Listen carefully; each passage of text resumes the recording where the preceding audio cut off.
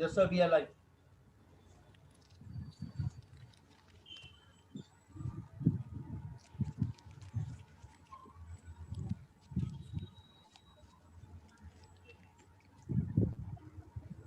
Yes, we are live.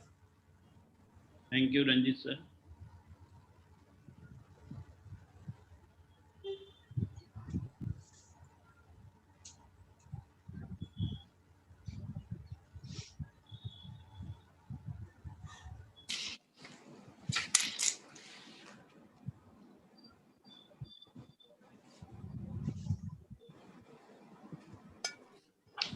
Good morning, sir. Good morning, Niranjan sir. Good morning, Principal Bagla. Good morning, Pochak. Good morning, Dr. Balani. Good morning, sir. Very good morning. Good morning, sir. With your permission, can we start now? Yeah, please do. Thank you, sir. Warm greetings to all. I wish and pray you all are safe and comfortable. It's my privilege and I'm glad to welcome you all for today's collaborative series on the online portal of Bombay Teachers Training College with KC College and Samanta Education, India. Let us embrace the collaborations and benefit optimally through online education during this phase of pandemic COVID-19. I request you all to please rise for national anthem.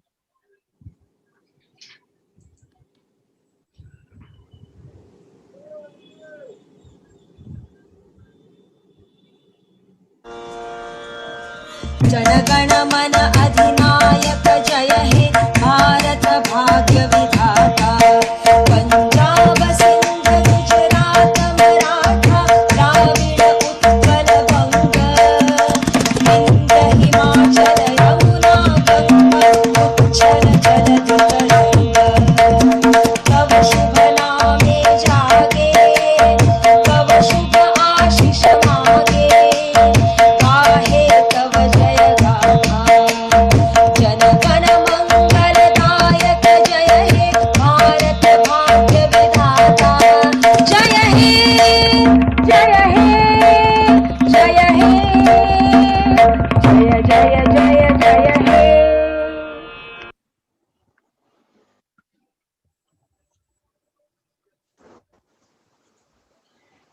Thank you.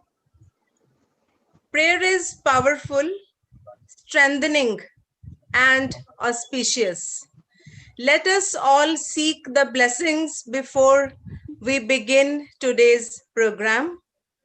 I request Asma and Nidhi, students of 9th standard Atman Academy, to please perform the prayer for our viewers.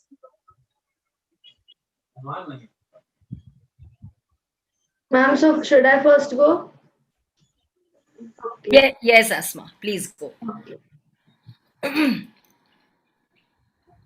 Vakratunda महाकार्य सूर्यकोटि समप्रभ निर्विघ्नं कुरु मे देव सर्वकार्येषु सर्वदा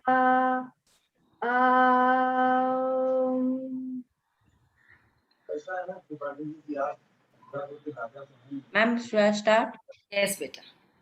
Guru Brahma, Guru Vishnu, Guru Devo Maheshwara, Guru Sakshat Parabrahma, Tasmai Shri Gurave Namaha.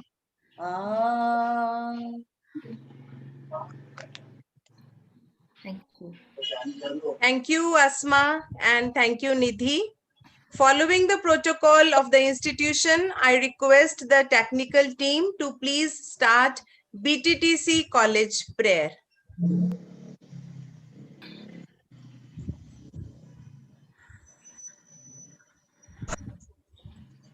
ॐ सर्वे भवन्तु सुखिनः सर्वे सन्तु निरामया सर्वे भद्राणि पश्यन्तु मा कश्चित् दुःखभाग् भवेत् असतो मा सद्गमय तमसो मा ज्योतिर्गमय मृत्योर्मा अमृतं गमय ॐ शान्ति शान्ति शान्तिः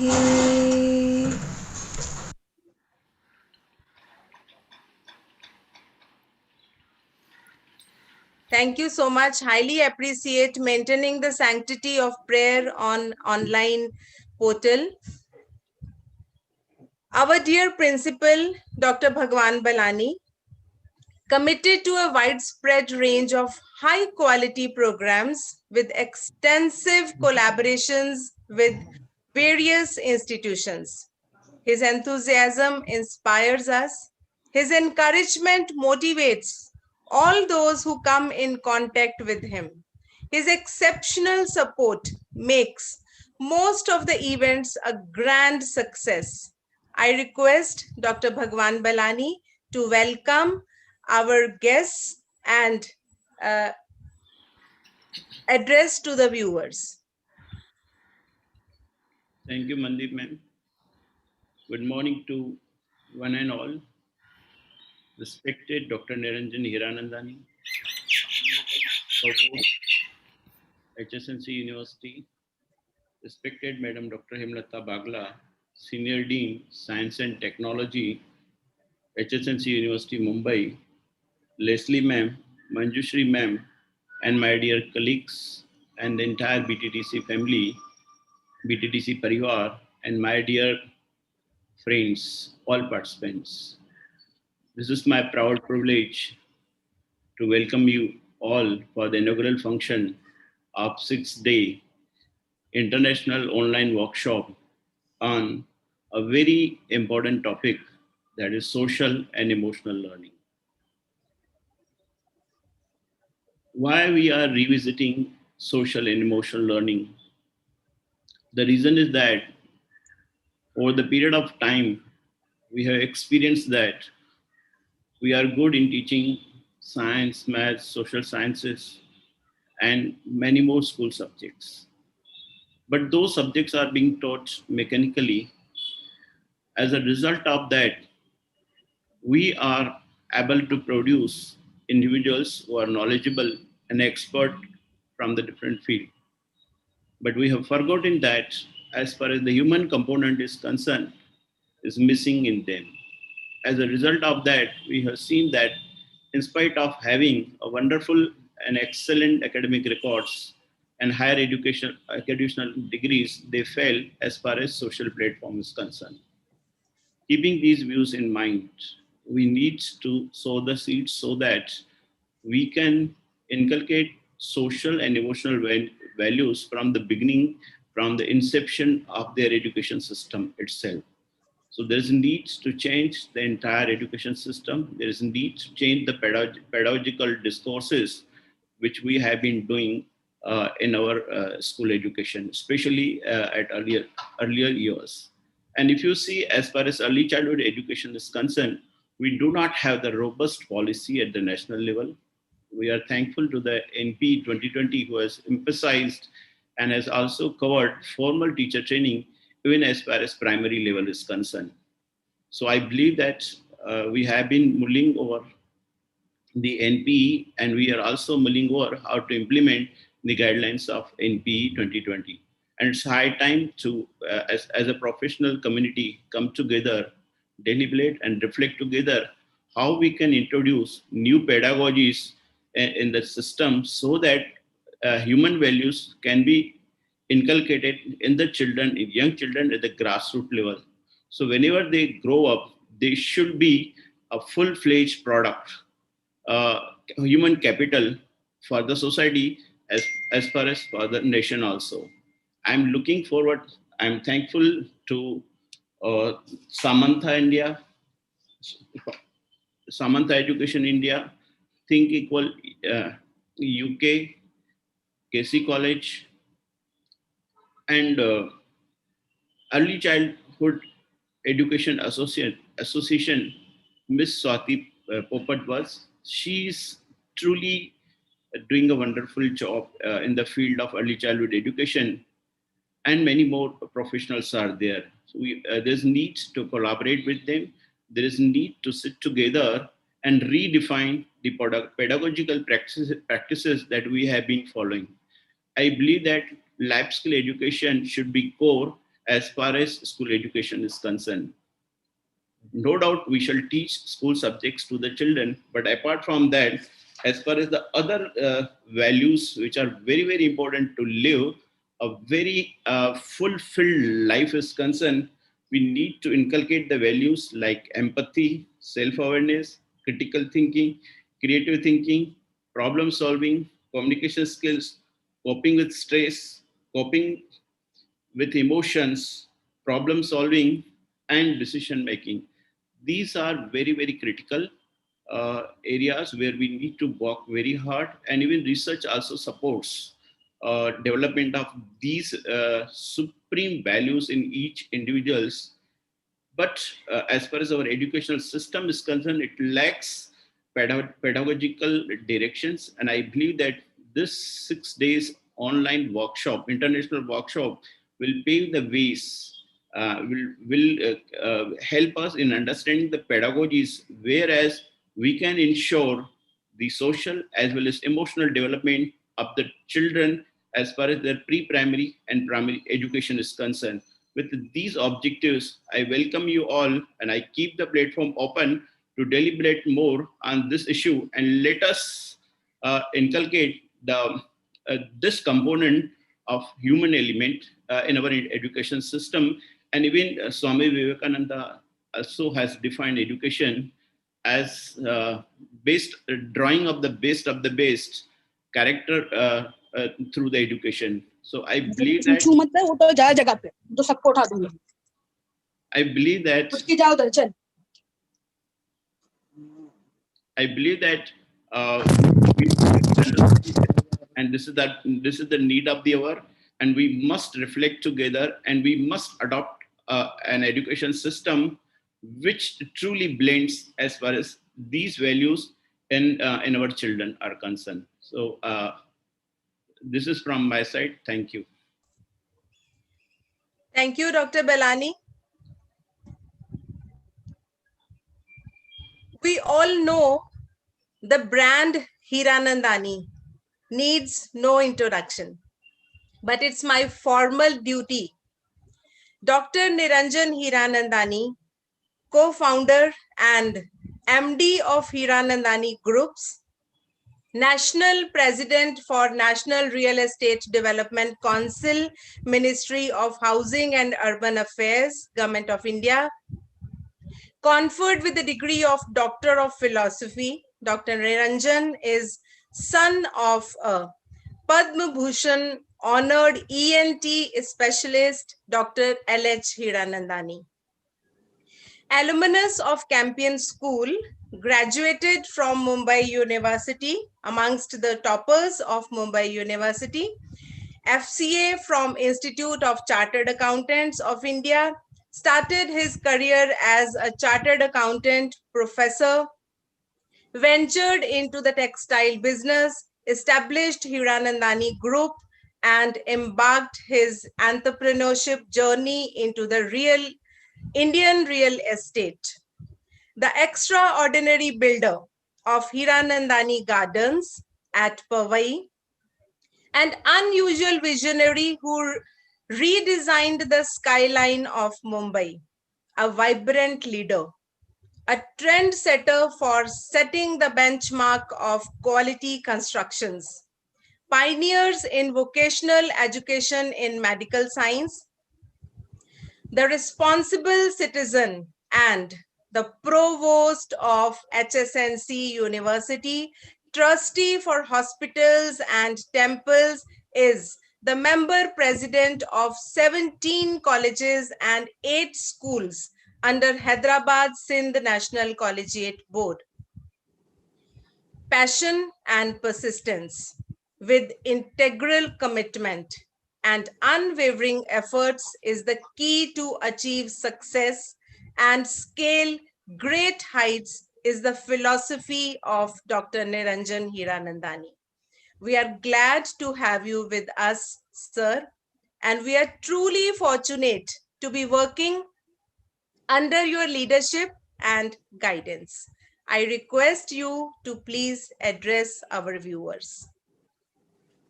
Namaskar. I'm very happy to meet you. Thank you very much, Mandeep Kocher, for this extensive introduction. And I'm really, really happy to be here this morning. Thank you, Dr. Balani. You have given a very, very comprehensive idea of what education should all be about. And I think you have raised and flagged off most of the issues that really will be the 6-day seminar that you are having. So my heartiest congratulations to you, to BTTC College, to Dr. Hemlata Bagla of KC College, and all the other participants who have taken pains from our 2 colleges to do it. Can I say less about Manjushri Patil?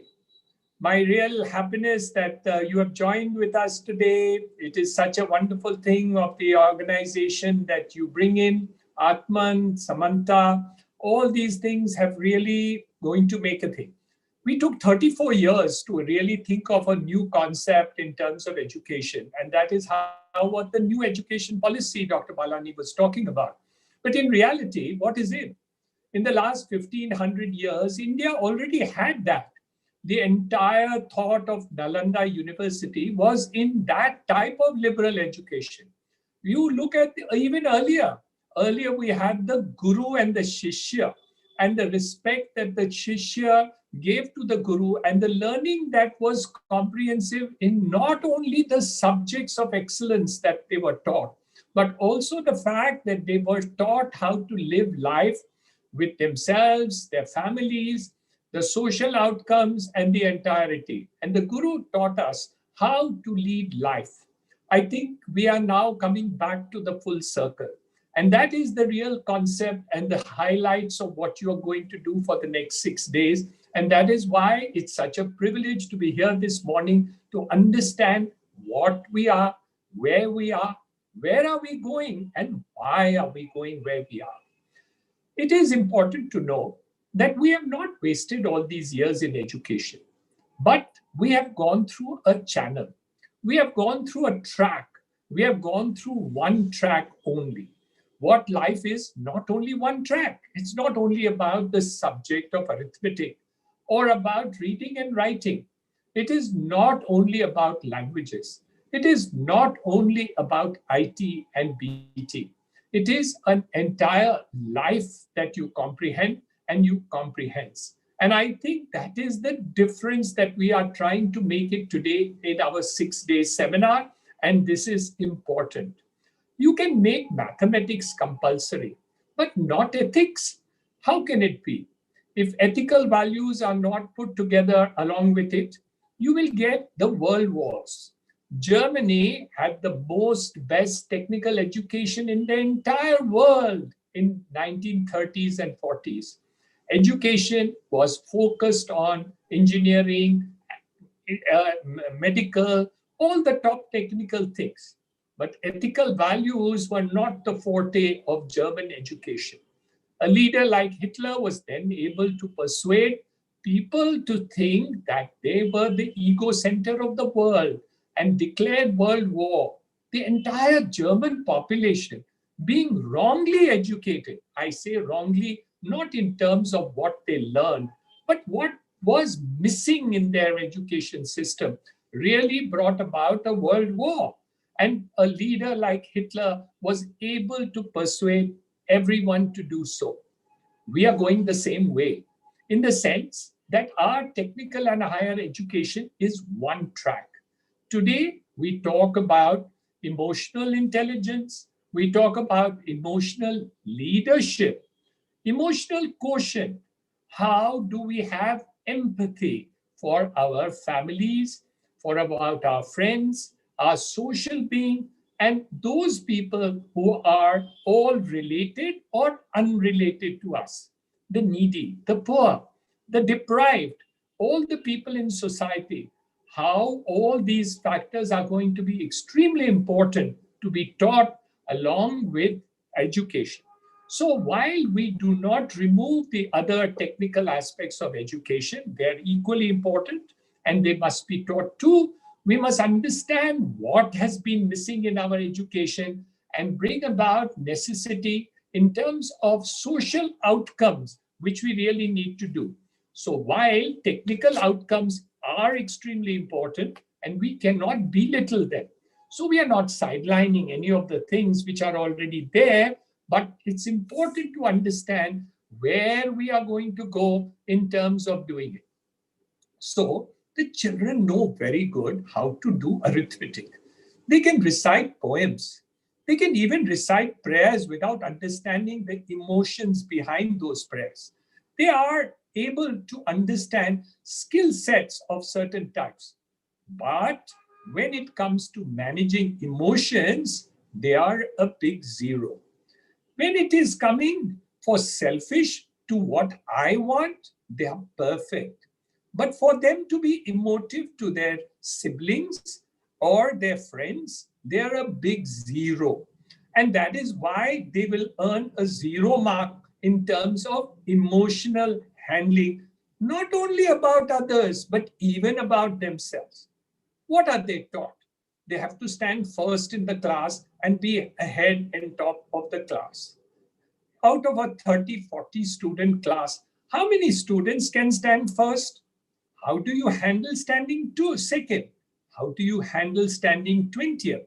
How do you stand handling 30th out of a 40th student thing? How do you maintain positive relationships with people? How do you make responsible decisions as a child when the entire act is all about the letter I, me, myself? So if that is the kind of emotions that we are brought up with, whether in the home or in the school, and in terms of our education matter, we are going to be a deprived nation, a deprived race. And hence, whatever we are going to do in the next 6 days should percolate down in the entire educational system in order to make that difference to happen.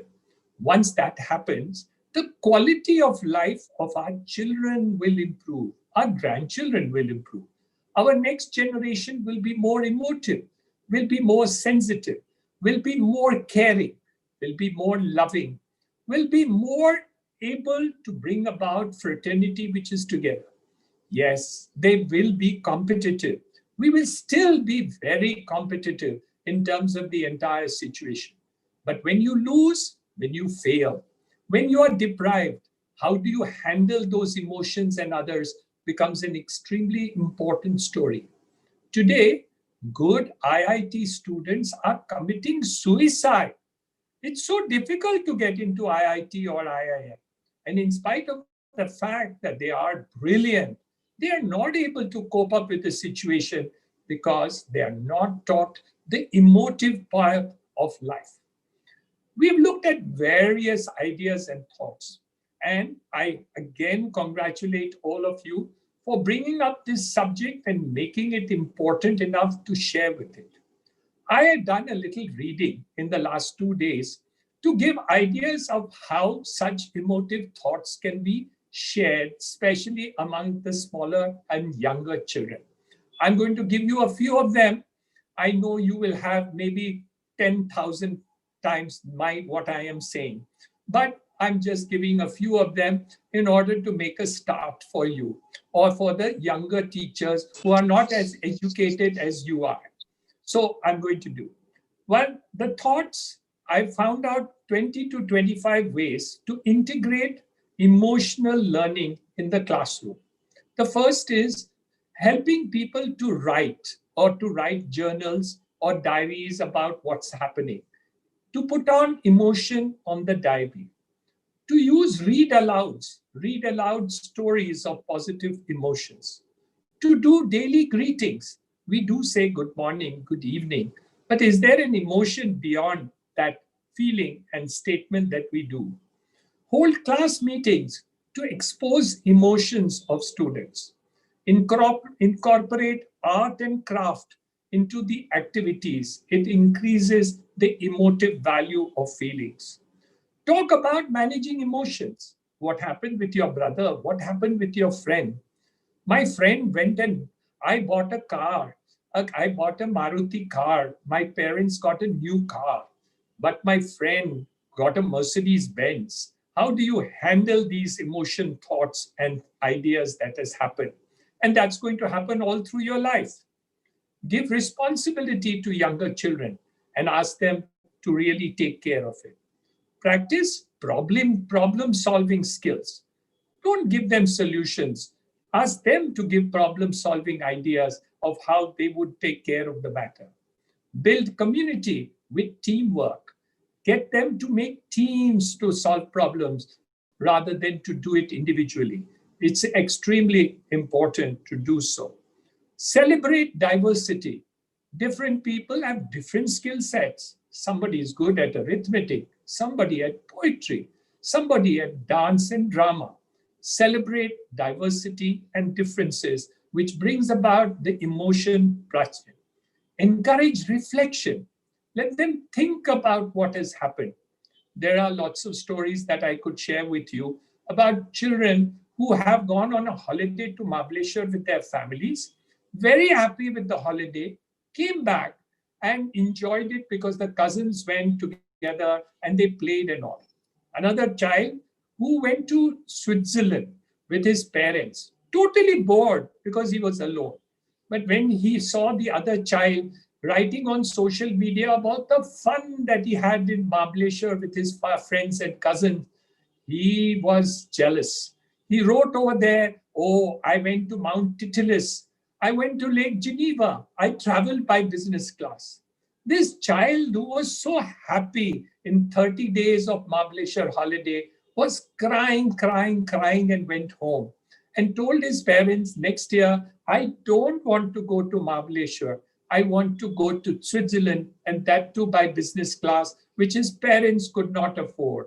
So a happy child with all the positive emotions was suddenly unhappy with a comparison in social media with another child who was unhappy a lot, but still showed off what the point was. Practice mindfulness. Children have a mind of their own. Can they share these minds and all? It can be a wonderful idea to protect to it. Give an idea of growth mindset. Let them dream. Let them think of lovely things that they will do in the future.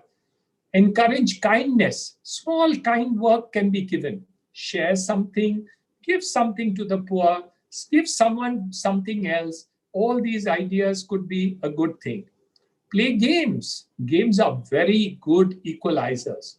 Rich and poor, whatever else may be there, tall or short, different games give different strengths to different children.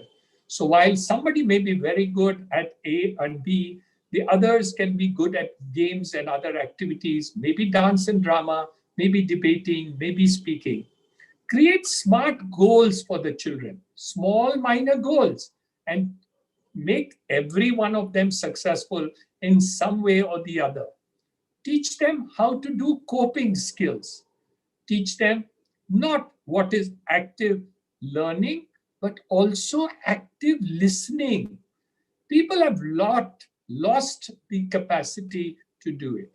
These are just but small ideas that I have picked up in the last 48 hours because I wanted to do a little catch up because this is a field which is certainly not mine.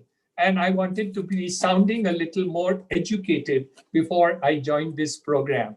So my learning is a very short one. So I'm looking forward to all the debates and discussions that are going to take place.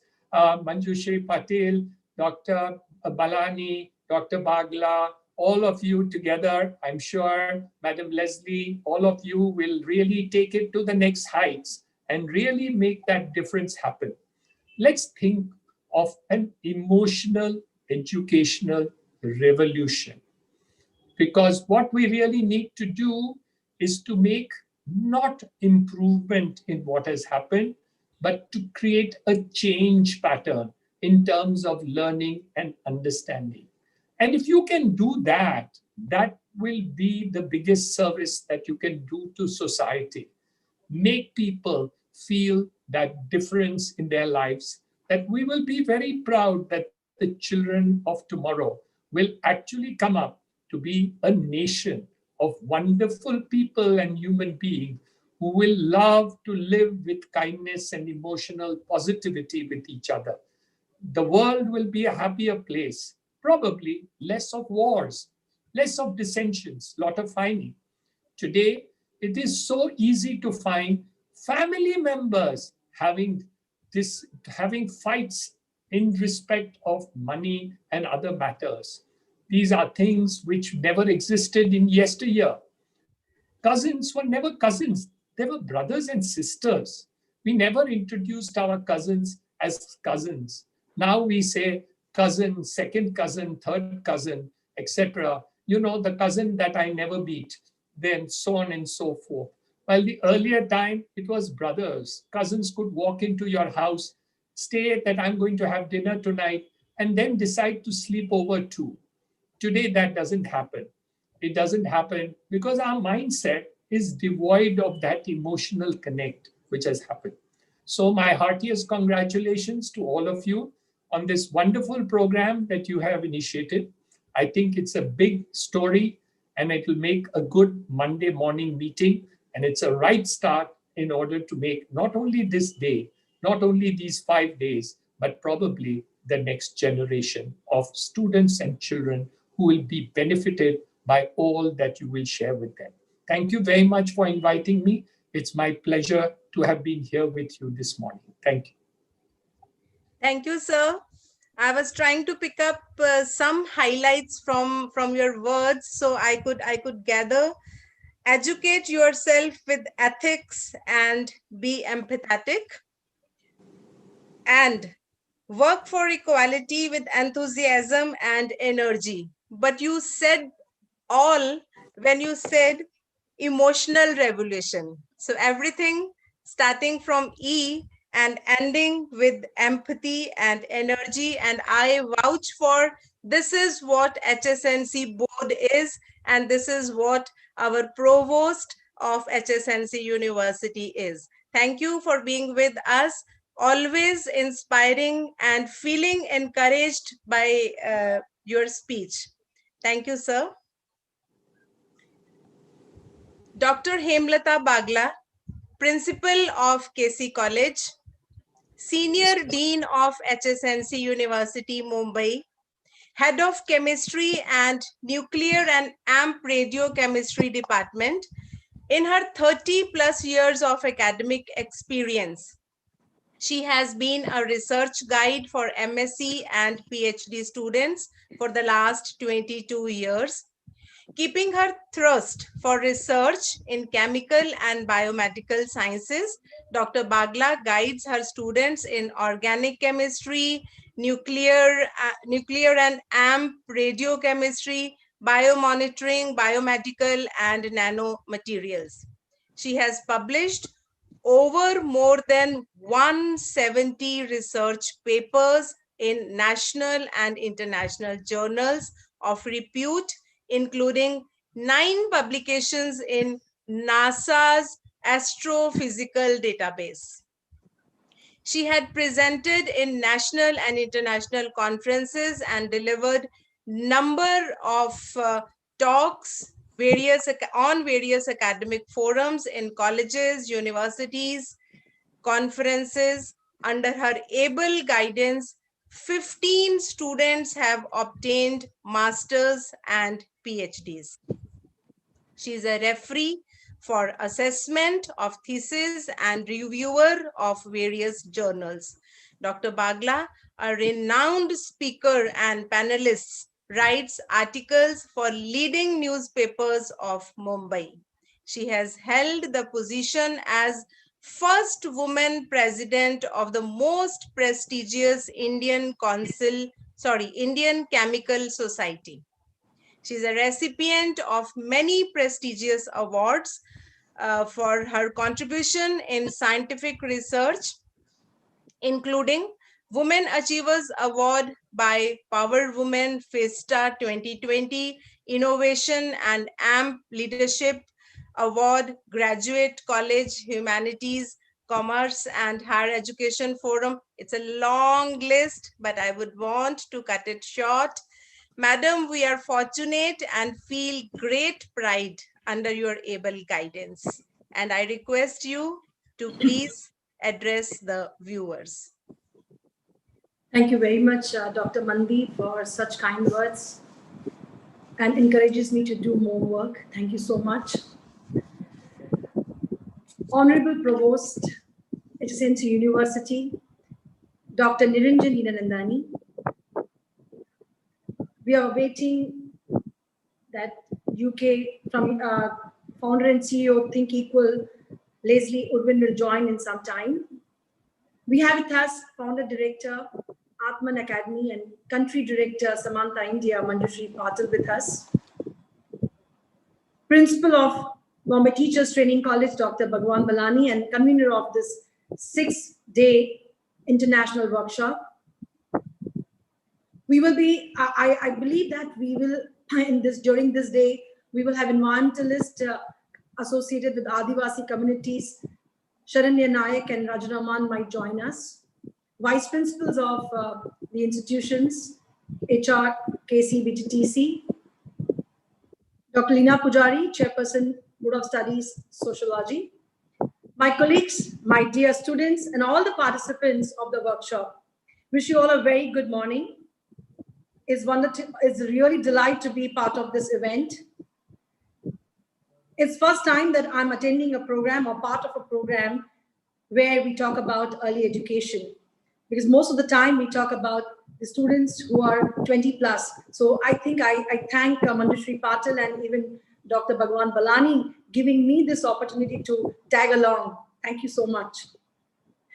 On behalf of KC College and HSNC University, I extend a warm welcome to all of you to this very significant and crucial event of a comprehensive 6-day online international workshop series on very pertinent topic, that is social and emotional learning in early education for positive life outcomes.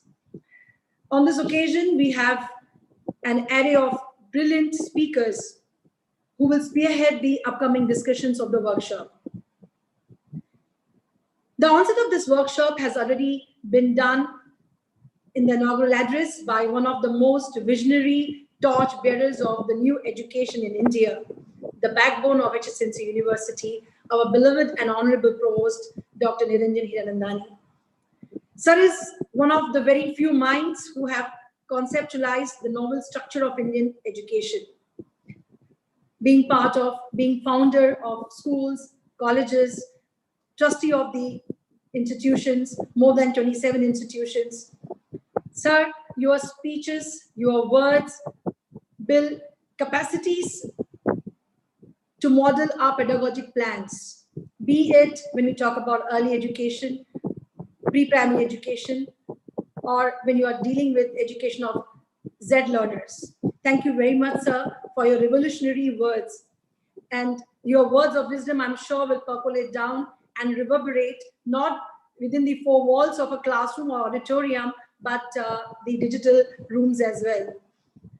It was indeed delight. I was delighted to hear you this morning.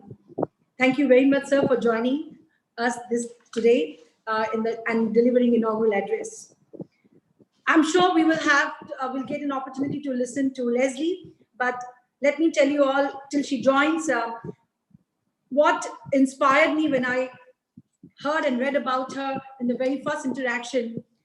She's a phenomenal personality who joined along, a film actress, filmmaker, director, producer, human rights activist. Leslie is the founder of and CEO of Think Equal, and she is a person, rather an iconoclast, who has vowed to transform the education of indifference into an education of caring. And that was the beginning, and that's how we got introduced even to Manjushri Patil.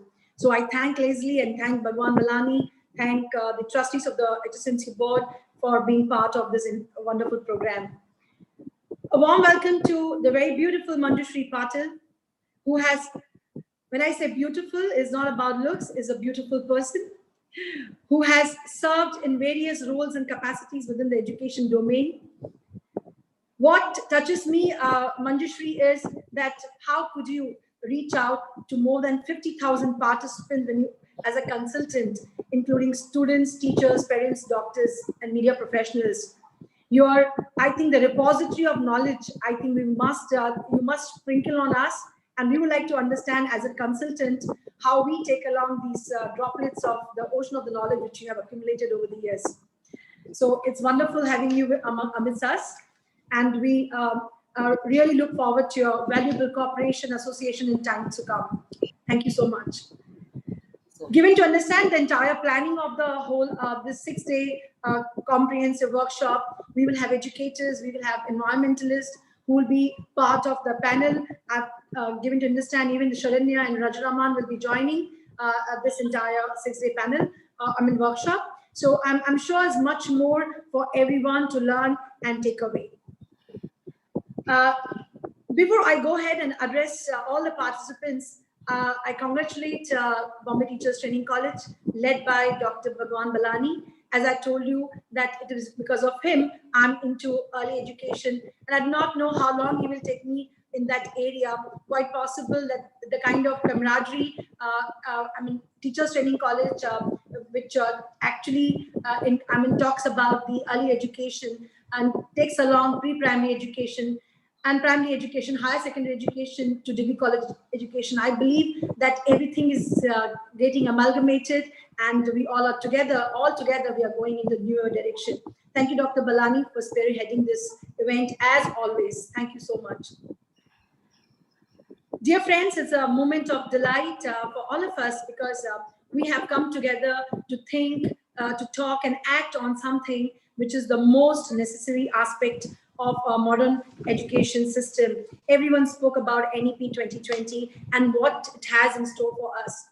I'm sure our collective will be a robust response to all the great challenges of today's pedagogy.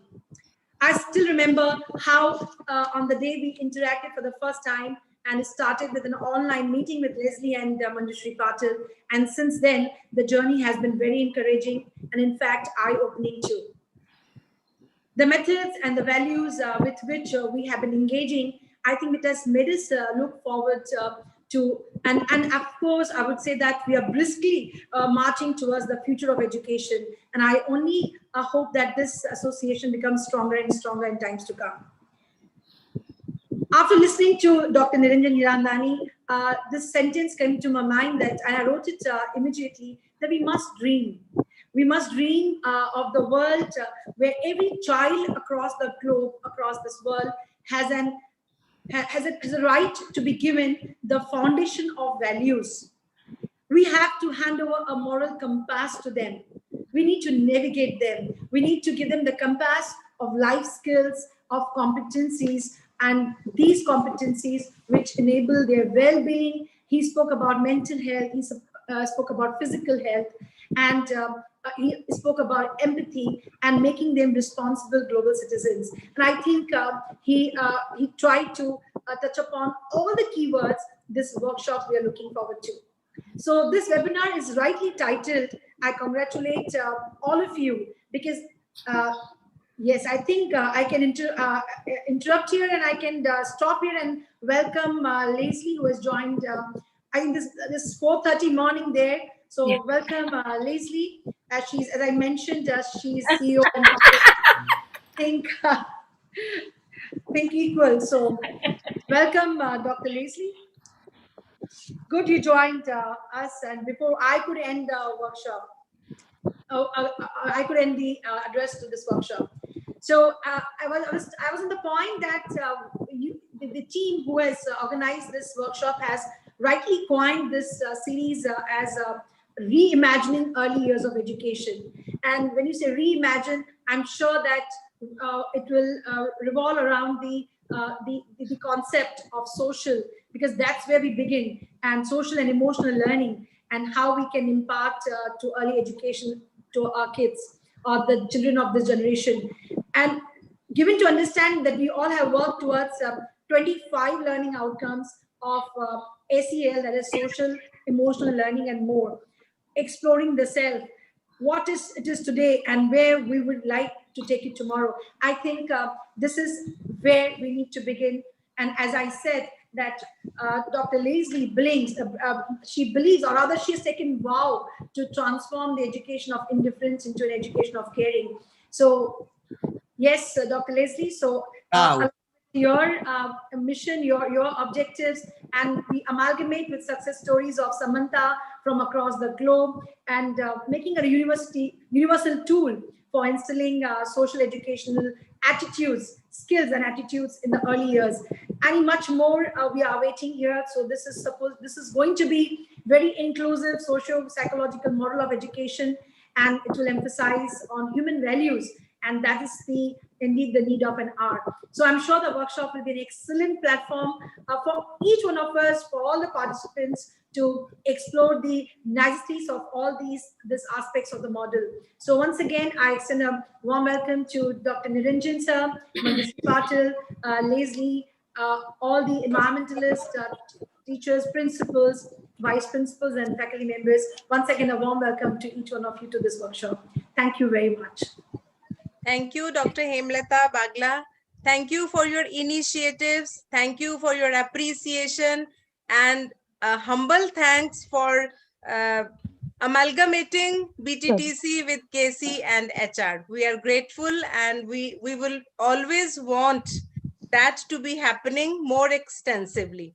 Thank you for your words and taking this initiative and bringing your initiative into execution. Mrs. Manjushri Patil is the founder director of Atman Academy, a customized learning institution for children with learning disabilities, difficulties, and differences. Atman Academy is among the 10 best schools in India and top 5 best schools in Maharashtra and Mumbai in the special needs category in the Education World magazine. A speaker of TEDx platform, Ms. Patil is also the India Country Director of Samantha India, which is the first global education initiative on social emotional learning, endorsed by the UN Human Rights Office, that is introducing social and emotional learning as a mandatory curriculum in the early years program. Ms. Patil is a former principal of Cambridge International School, IGCSE in Thane. With the experience of 30 years in the field of education and being a teacher educator and training facilitators, she was awarded the Americans with Disability Act Anniversary Fellowship on Inclusive Education, sponsored by US Department of State, Bureau of Educational and Cultural Affairs. She was one of the 7 professionals selected from India. The 6-week-long international fellowship held in United States and was administered in University of Washington. She is specifically invited for a week-long series of seminars and lectures held in, I'm trying to cut it short, Italy, New York, many more. She also has been the chief advisor and educational consultant for numerous educational projects with established schools across the country. Ms. Patil is also an inclusive education consultant and advisor of the Department of Maharashtra. She has trained over 450 master trainers, educators across 36 districts in Maharashtra on strategic intervention to improve inclusive education practices in mainstreaming schools. Under her able guidance, Dr. Bagla already mentioned about this course. The course is designed a unique course for in-service teachers, school heads, and educators to equip them with the skills to become inclusive education practitioner known as CHILD. The director, Ms. Patil, will be running this course across 500 schools in UP, MP, Bihar, Jharkhand, Rajasthan, training to the government officials who are part of the Anganwadi and Balwadis. Again, I say I am cutting it short for the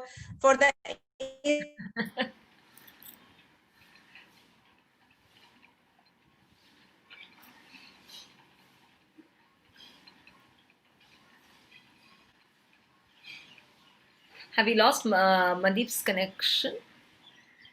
Yeah. I think so. Ma'am, you can. So over to Manjushri Patil. Thank you. Sorry, Mandeep, we've lost your connection. But a very, very good morning and a very warm welcome to the 235, as of right now, participants who are on this Zoom, inside this room, Zoom room. And on behalf of Samantha Education India and, of course, Atman Academy, I take great, great pleasure in welcoming all of you who are part of this 6-day series, international webinar, workshops, whatever you might want to call them. You know, it's like each one is going to take and dip in and take whatever they can and they would like to from these 6 days. Well, when Dr. Bagla said, "Why don't you speak?" I said, "What would I speak?" So he said, "No, just tell them about the workshop." So, with your kind permission, I'm going to tell you two small stories, very, very small, very crisp ones. One very crisp story starts 30 years ago when I was a preschool teacher, and when I was teaching in a preschool classroom as a trained teacher, as Leslie has always been talking about, you know, we give so much attention to literacy and language and numeracy. A lot is forgotten by way of, you know, all of this work that is being done. So we don't really remember to do all the emotional and social aspects of learning. But in my own little way, I used to do it. 27 years later, I met this amazing lady called Leslie Adwin. I was introduced to her. And the first thing I said when I met her, when I saw the program that she brings to the world, not just to India or to the entire education community across the globe, I said to myself, where were you all these years? Why didn't I have you before when I was a preschool teacher 30 years ago? But that's where the story ends and a new one begins. And so the new story begins with our work together. As we come together in India, we call the Think Equal program in India, it's called Samantha, which obviously means Samantha, जो आप सब जानते हो, Samantha, Think Equal. हमें समान सोचना है सबने मिलके, and that's why this program comes to the fore. And cut to the second story, where just about a month ago, I can't believe Dr. Balani, Dr. Himlata, and all Dr. Hiranandani, we just met less than a month ago, and here we are today putting together an amazing series of webinars, all on the theme of reimagining early years education. What I really want to only say here is, my two stories are over, by the way, but what I want to say over here is that these 6 days, what can you expect from these 6 days? Let me just say, you can expect a lot of churning, a lot of, should I say, unsettling maybe? You know, you're going to come to begin to realize that, oh my God, I need to really shift the paradigm. I really need to do something different if I want to see a different generation of learners. And so, apart from, yes, the knowledge, which I know we all can get on Google, so it's not a big deal. What we really aim to do is get deeper insights, go out of these 6 days feeling very reflective, and most importantly, being the change that you want to see. So I leave you with, you know, this simple question: if I want something changed, why can't it be me? Why can't I get up and do something about it? And if there's anything we've learned from you know, Leslie as an example, as a role model of this, it is that yes, you just need to push for it, and it happens. It takes a while, it's painful, it has a process that is not very pleasant, I agree, but you can be the queen in your classrooms. And I know that I've been a teacher myself for all these years. When you are in front of your children, you are you, and you can bring to them what nobody else can bring. And I must say, Dr. Hirandani has so beautifully summarized these 6 days. So you have actually put the entire Samantha program through all those wonderful tips that you've given. I've written all of them down, and I said, oh my God, he's just kind of giving an entire lowdown on the entire Samantha Think Equal program. So thank you so much to all of you. I take this opportunity to thank from the bottom of my heart the HSNC University, the KC College, and most importantly BTTC College. Thank you very, very much for joining forces with us at Samantha and Think Equal London.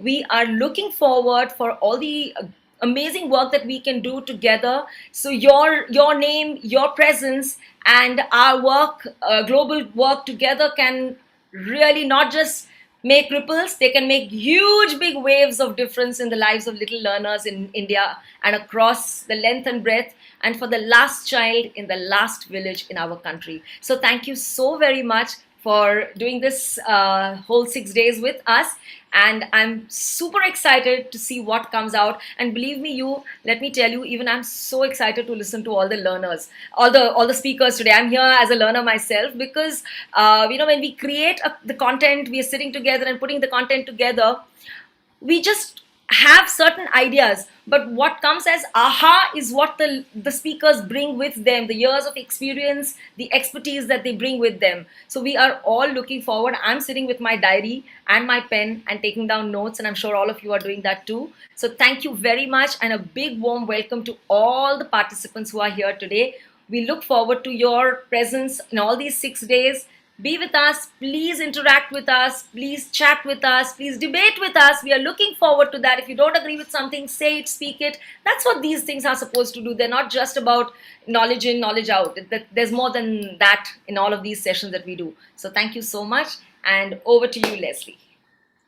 Thank you, ma'am. Thank you for your passion, for your dedication, determination, devotion, I would say, and your achievements speaks volumes and much louder than your awards. I apologize. I got disconnected at that point of time, and you really took over so well. And I request you, and we are humbly thankful for these collaborations, and please stay connected with the BTTC. Once again, I take it as my great pride and my privilege to convey our humble thanks from the organizers team from the 3 institutions, Bombay Teachers Training College, KC College, Atman Academy. We all feel wonderful. We all have wonderful ideas, but bringing your ideas into actions and reaching to its accomplishment, one needs to maintain energy and enthusiasm. The presence of our provost on this portal to appreciate our efforts is encouraging, and we are humbly grateful for that. Dr. Neelu Verma, Dr. Leena Pujari, Dr. Lubna Mansoori, we are thankful, and we all are humbly grateful for our principals, Dr. Hemlata Bagla, Dr. Balani, for giving us this opportunity to collaborate, coordinate amongst the institutions, for taking the great interest in the whole process of coordination, extending our wings and increasing our outreach, building a strong team, and making this whole series a great success. On behalf of Principal Dr. Bhagwan Balani and Dr. Hemlata Bagla, Team BTTC, we are all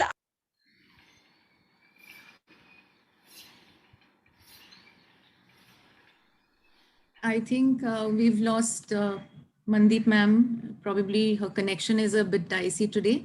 Let me take over from here and continue with the program. Let me thank once again to all our dignitaries present here today morning, Dr. Hiranandani sir, Bagla ma'am, Balani sir, Manjushri ma'am, all of you who have actually conceptualized this program of 6 days and have brought it to this level. Today is the inaugural session, and we've well begun the program. Let me take it forward and introduce you all to a person whose name you've been hearing time and again from Dr. Hiranandani sir, from Dr. Bagla, and also from Dr. Balani and Manjushri Patil ma'am. But let me take this privilege to formally introduce her. And today's session that's going to be really, really impactful is because of one person who's a human rights advocate and education activist, Leslie Adwin. Leslie was voted by the New York Times the #2 most impactful woman of 2015, that is second to Hillary Clinton, and has been awarded the prestigious Swedish Anna Lindh Human Rights Prize, which was also previously won by Madeleine Albright. She has also been named SAFE's Global Hero of 2015, Global Thinker by Foreign Policy, and the Global Mind Ed Award for Arts and Education.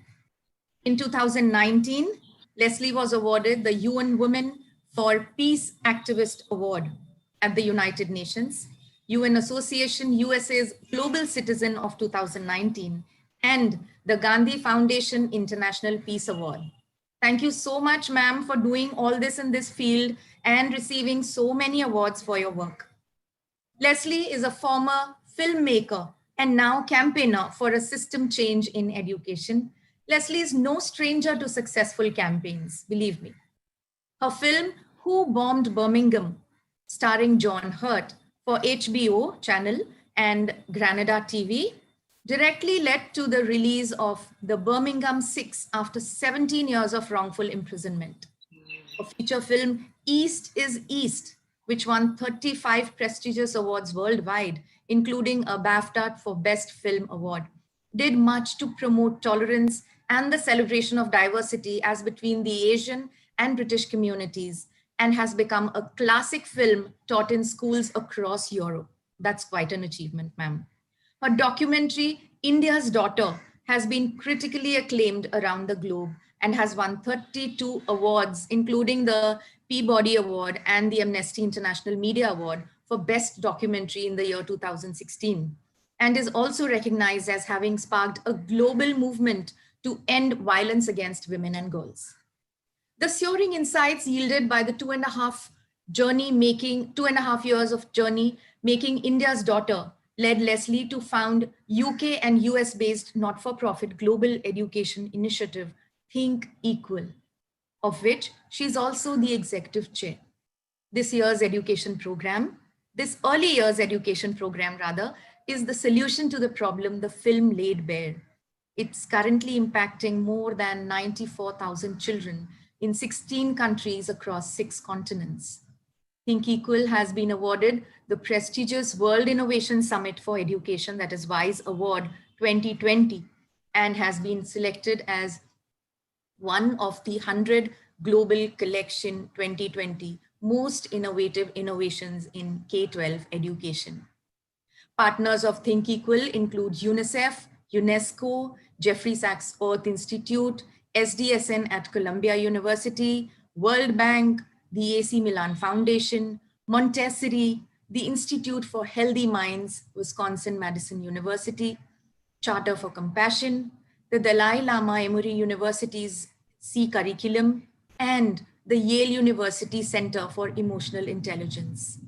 Leslie is on various high-level think tanks, including the Inter-American Development Bank's Coalition for 21st Century Skills. Also on Pope Francis's Pontifical Academy of Social Sciences, Global Compact for Education, UN Economic Commission for Asia's Building Forward Together, the Education Commission's Save Our Future campaign, and the high-level advisory group to deliver UN SDG Mission 4.7 alongside Ban Ki-moon, Audrey Azoulay, Director General UNESCO, Malala, Fernando Rimas, Howard, and others. No more than Leslie could have done justice to this program that Think Equal, Samantha, BTTC, Casey have visualized. So today, let's welcome Leslie to connect with us and let us know a little bit more about the programs that she's learning, the films that she's making. And today in this session, she'll rightly cover what is the missing element in and how does that missing element connect into the SDGs, that is the Sustainable Development Goals. And also she'll focus on repurposing early years education. Thank you so much, Leslie, for being here this morning. It's quite early for you, but still you've managed. Welcome to this portal, this online portal where we have more than 200 participants, and these are all teachers, people who associate themselves with the early childhood education, social and emotional learning, and also those teachers who are going to be teachers. Rather, these are, many of them are pre-service teachers. They are still continuing with their training. So you are going to address people who are really going to make an impact in this field. Over to you, Leslie. Thank you so much. And I must say, wow, I'm impressed. I've never heard all of that read in one go. No, but you've done it all over the years. So probably this is just a very short summary of what you've done. Niluji, let me tell you something very important. All of this, all of it began in India. So I have a huge debt to all of you, to India, to Bharat, for actually showing me the path that has become my entire life, that has shown me what I was put on this earth for. I'm deeply, deeply grateful for that. Namaste, all of you. Aap sabhi ka swagat hai. I'm truly honored to be with you this morning. Ye mera saubhagya hai. I want to start this session off by asking a framing question. It's a question that every day of my life I ponder deeply. And it's a question that I ask of every education minister and policymaker that I encounter in my work. And when I say encounter, I mean that I stalk and seek out and grab the attention of, so that I can get them involved and committed to this mission.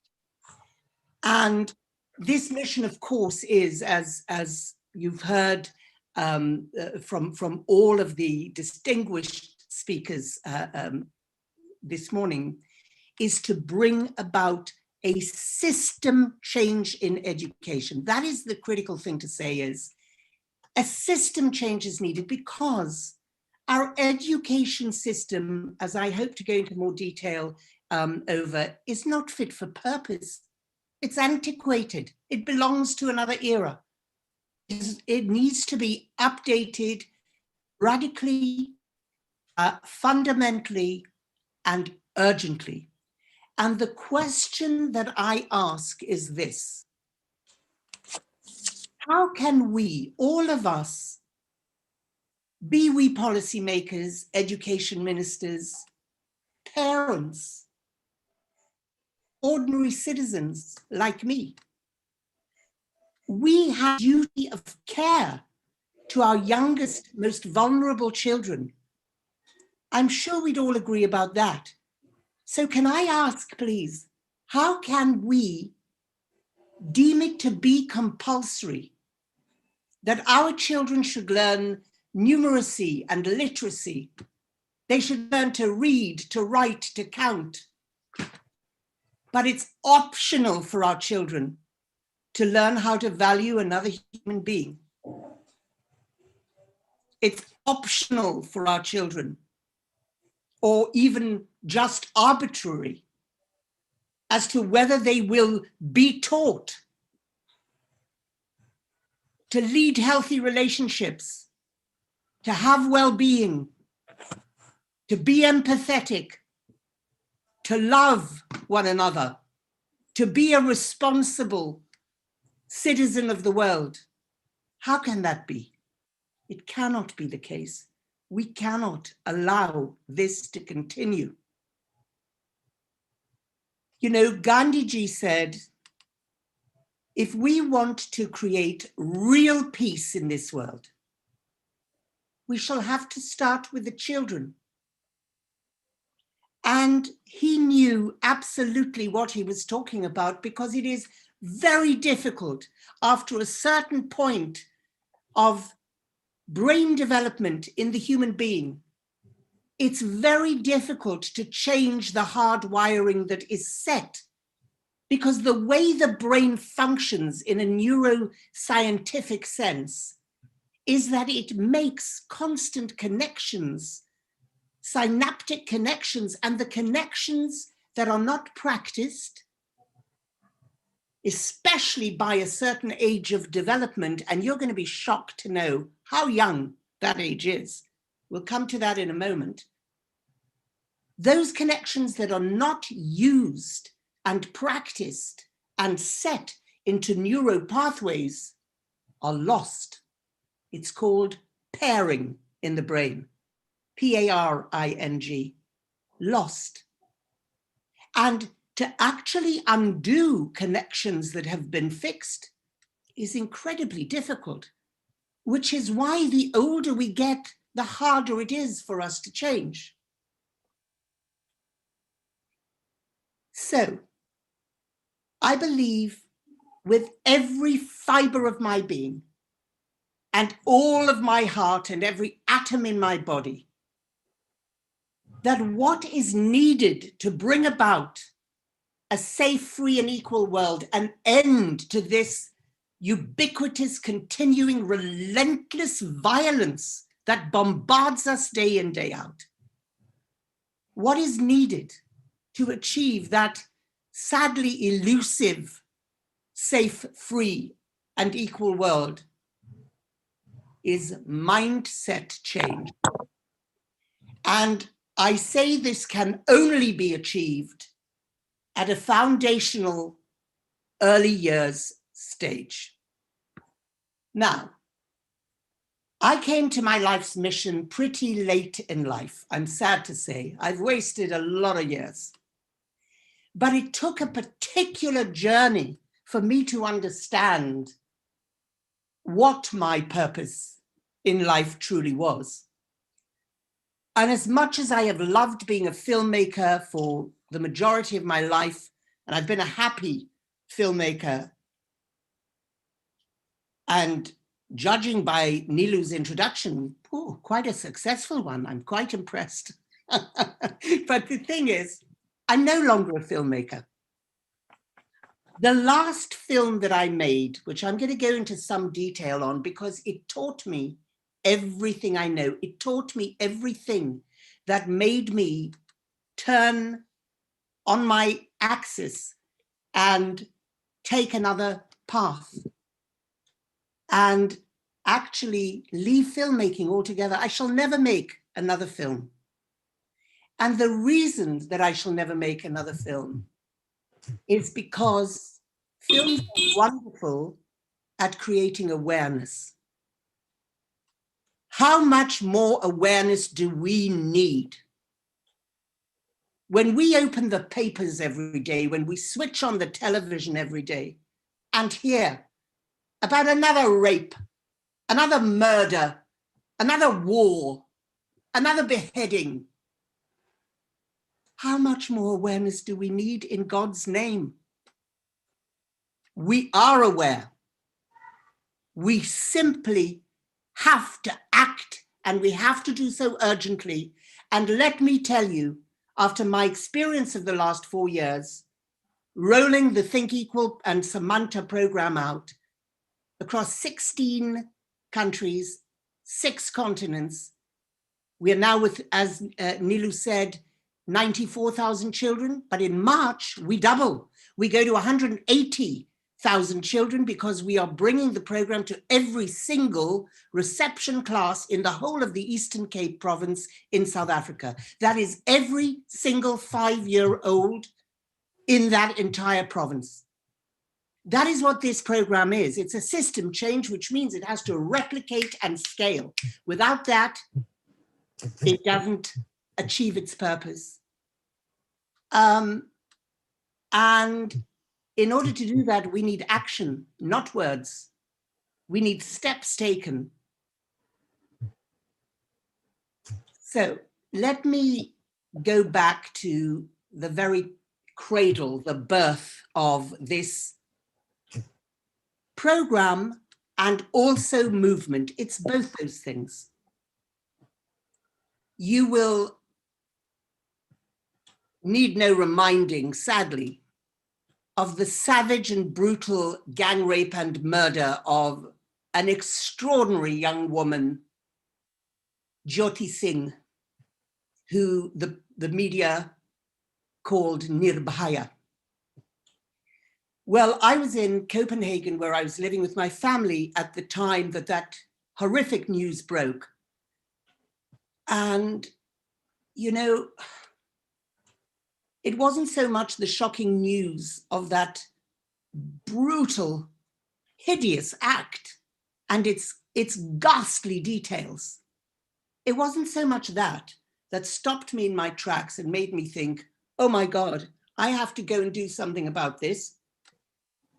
It was all of you pouring out onto the streets of all of India's cities and carrying on the most beautiful protests I've ever seen in my life, with the most spectacular courage, passion, tenacity, screaming no more.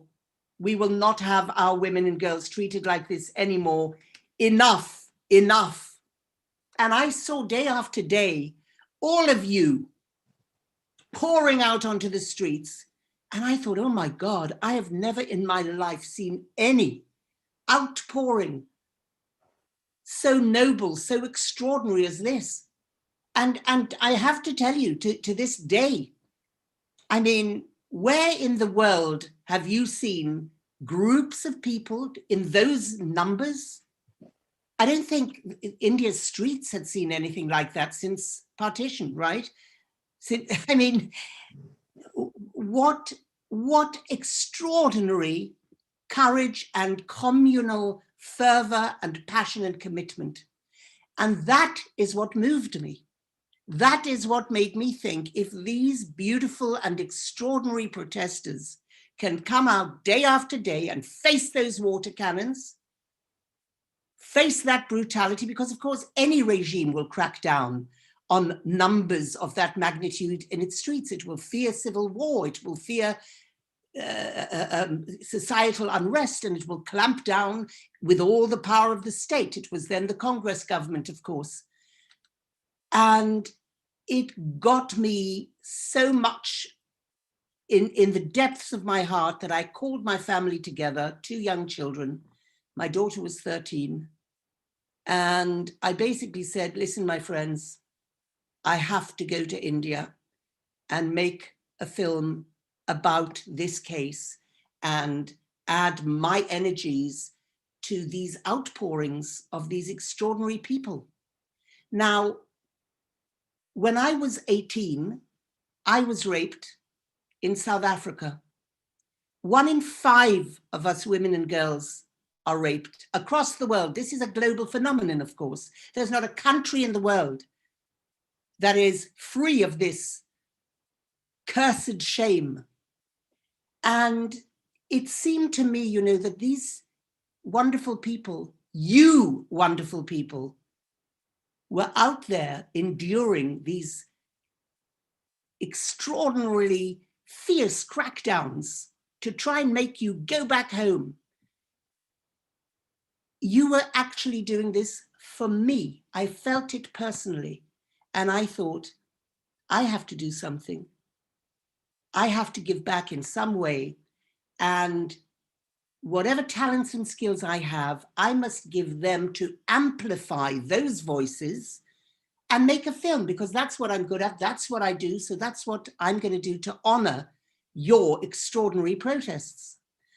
And I gathered my family together and I said to particularly my youngest daughter, Maya, who was 13, I said, look, your brother's 16, he can manage without me. Your father certainly can manage without me. But you, my little one, you need your mother, you're 13 years old, and I ask you permission to let me go and do this, and let me tell you why it's so important. And I explained, and then I said, look, Maya, all you have to do is tell me, Mummy, don't go. I need you, and I'll stay because you are the most important. You and your brother are the most important people in my life. But, and here to my discredit is exactly what happened. I proceeded to virtually blackmail her now that I'm looking back on it in retrospect. I said, you just tell me and I'll stay, but if I don't go, I need you to know I will never be able to look myself in the mirror again because I feel so strongly about this. I have to do something. And she immediately said, Mummy, go, just go. Of course you must go. And I did. Now, look, when I got to India to make the film in March, I believe it was, of 2013, I thought I was there to make a film amplifying the protesters, and I suddenly thought, what on earth am I talking about? What kind of jargon is this? Amplify the voice of the protesters. Yes, all very well. What do I mean? What's the point in doing that? And it suddenly occurred to me that until and unless I could sit down with every one of those rapists and murderers of Jyoti Singh, Mukesh and Vinay and Pavan, and until I could sit down with every one of them, look into their eyes and say, who taught you what a woman is, what a good girl is, what a bad girl? What brought you to this point that you could so defile another human being, gang rape her for 3/4 of an hour on a bus, and then pull her intestines out of her body? That's what happened. What kind of human beings can do this to another human being? And I thought, until and unless I can sit in front of them, look into their eyes and find out the answer to my question, what is the point of making this film? I will not make it. I will pack my bags and I will go home and not waste 2 years of my life, 2.5 years as it turned out to be. And so with all of that conviction, knowing that that is what I had to do, I sought permission and miraculously got it from Tihar jail to go in with a small film crew and interview those men. And I did. I sat with them and with other rapists who I asked permission to practice on. And if that sounds bizarre, it may be, but I had to do that because I had to test my own mettle. Remember, I was raped at 18. And my greatest fear on this journey was, what happens if I leap out of my chair and physically assault one of these brutes, these monsters? That is what I was thinking. And I asked the DG of Tihar, please help me. Let me just test my mettle and not throw my film away by assaulting one of these rapists and getting arrested. Number one, I want you to give me leeway, that if I do react that way, you're not going to arrest me. And number two, I wanted to test my own strength. And so I was given 4 other rapists to practice on before coming to Nirbhaya's rapists, Jyoti's rapists, who I needed for the film. One of the rapists I practiced on had raped a 5-year-old girl. A 5-year-old girl. And I sat with him for 3 hours, looked into his eyes and learned from him what in his mind actually gave him the right to do this. And it's critically important what he told me, with no regret, no remorse, no sense of guilt at all. He looked me in the eyes And when I asked him, Gaurav, please, I beg you, help me understand this. How do you go from standing there thinking this thought, which I know what you're thinking in your mind. I can get to that point imaginatively, right? You've had 2 beers. That's not very much, actually. So you're standing there, you're not that drunk.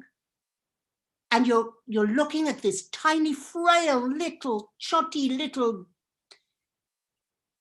child. And you've described her so well that I can see her now myself.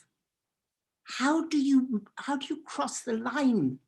How do you go from thinking the thought to actually raping this little girl? Vulnerable, tiny little frame of hers.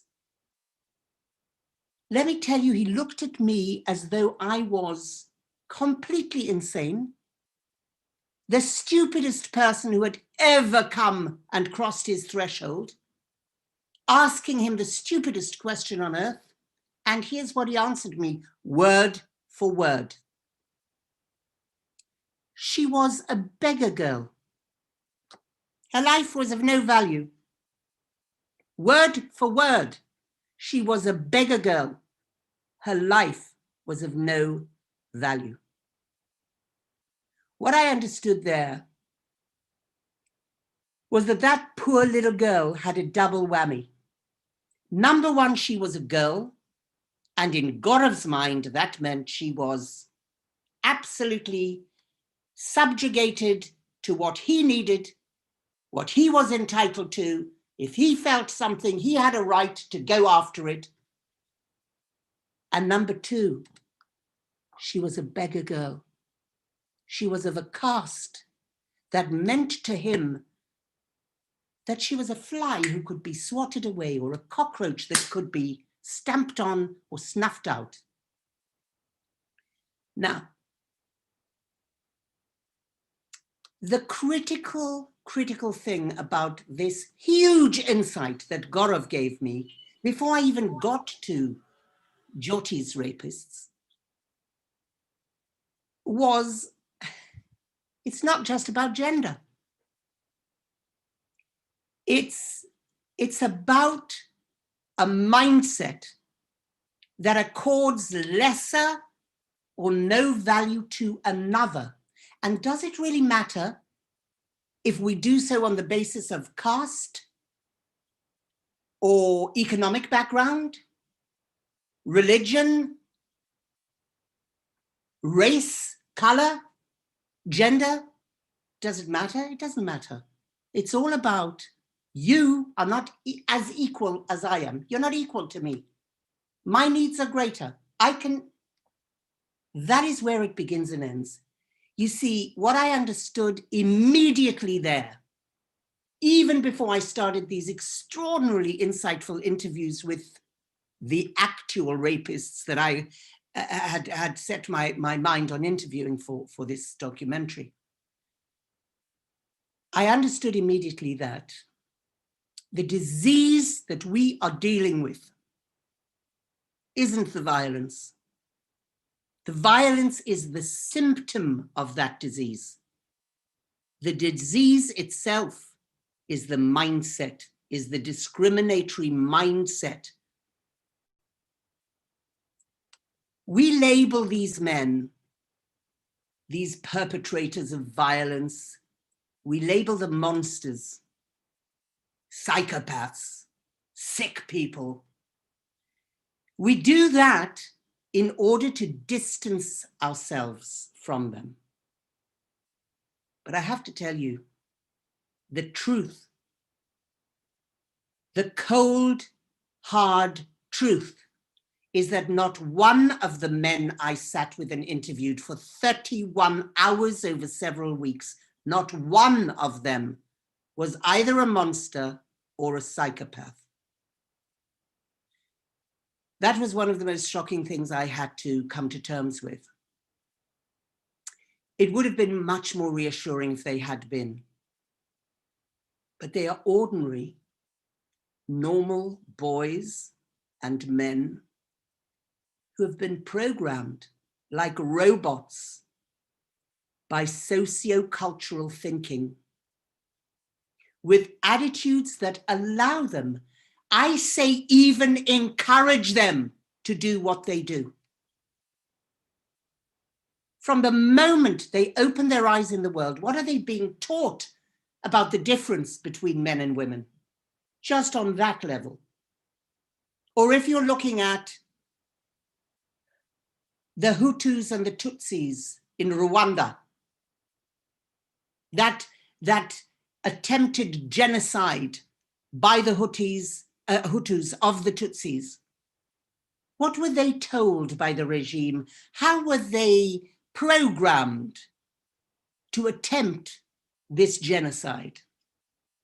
They were told that the Tutsis were cockroaches and dogs and needed to be snuffed out. In the Second World War, the Nazi era, the Jews were vermin and rats. You know, there's not a corner of the earth that is free of this disease. It just expresses itself in different ways, country to country. And whether it is in gender-based terms, the rape of 1 in 4 girls on college campuses in America, a country that hasn't even yet ratified the Equal Rights Amendment Act. They haven't even got that far.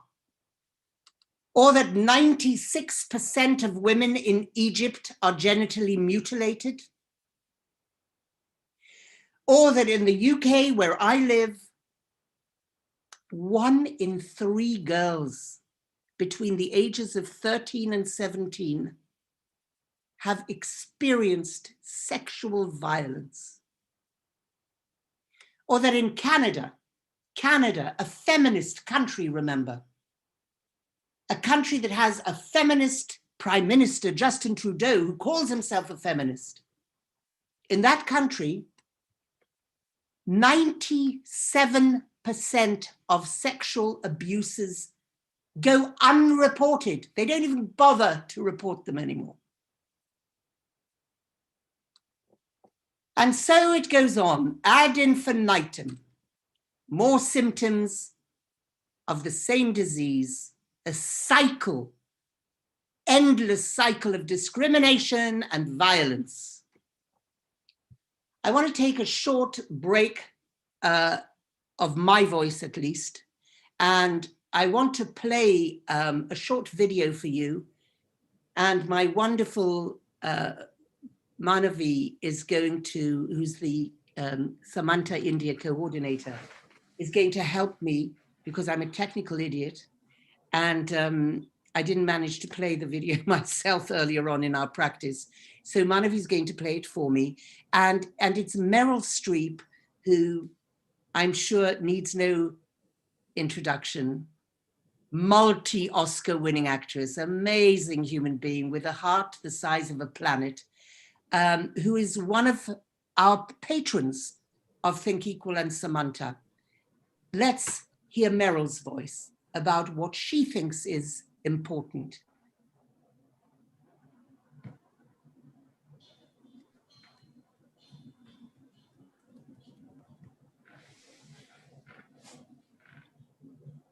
I don't think we have sound, Manavi. Manavi, you'll have to share computer sound. Just a second, I'm so sorry about this. Not at all. I'm so relieved to see that it's not just me. You'll have to go back to Zoom settings and... Sure, just 1 second here. Thank you, Manavi. Dhanyavad.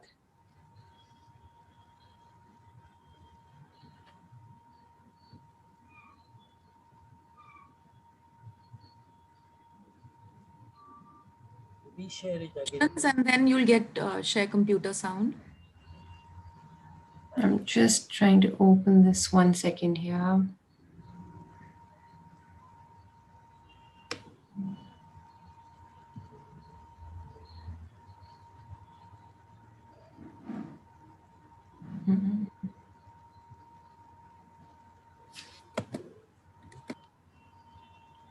You know what? I'll carry on talking, and Manavi, the minute you you have the sound, just play it, just go for Sure. it over Sure. my voice, and I'll just stop and then pick up again. But so that Sure. we don't lose time, just to go back to, you know, this last point I made, which is that we're caught in this cycle of discrimination and violence. How are we responding? Let's just ponder. What are we doing as a world to deal with that? Well, what we're doing is dealing with the fallout from that violence. We're reacting to it. We're putting plasters on the wounds. How far are we going to get? How far have we got?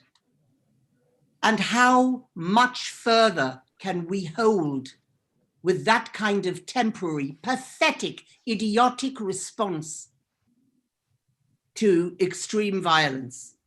We're not going to get very far. We have never got very far. And what is needed now is for us to focus on prevention, getting right down to the root causes, which, as I say, I know for a fact now, the root causes are discriminatory mindset.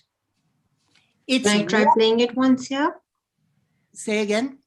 I'll just try playing it once, if that's all right. Let's try. Absolutely, yes.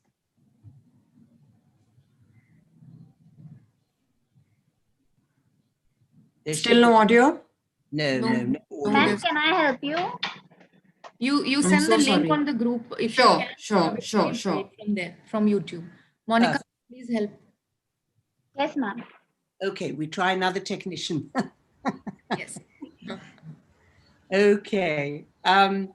So basically, what I want us today to consider is a missing, parallel, critical path, which is that path of prevention and intervention, and especially, and this is key, especially at the crucial early years stages, when our boys and girls are developing their thinking, their moral compass, their identity, their character, their feelings. At the age of 3 to 6. 3 to 6. By the age of 5, 90% of the adult brain is fully formed. It all begins and ends, foundationally speaking, in those early years. Ponder for a minute how important you are, you, the early years teachers, those who nurture and train the early years teachers, and those who are training to be early years teachers. To me, you are the most important contributory members of society, the most important people in the world. Let's hear the video. I can hear the sounds of it.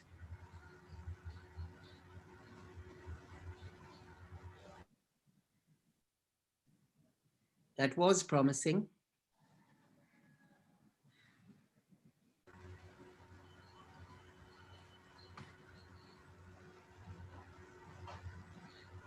Monica? Yes, sir. Are you sharing the screen? The link is there on the group. Please quickly do that. Yes, ma'am. You do it? Ranjit sir, are you also ready? If you are ready. I'm ready. All right, please share.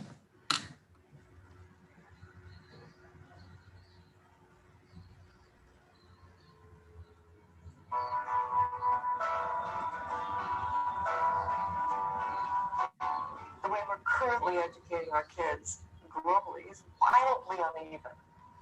Video, sir. 6 million girls don't get any. First time I saw it, I think I was blown to the back wall of the screening room because it was so upsetting. Please begin. It's important for a Again. lot of reasons. It's important that women see the sources of whatever. Want me to rewind? Rewind and begin again. Yes. Can you hear the voice? Yes, Mubarak ho. Yes, indeed. Mubarak.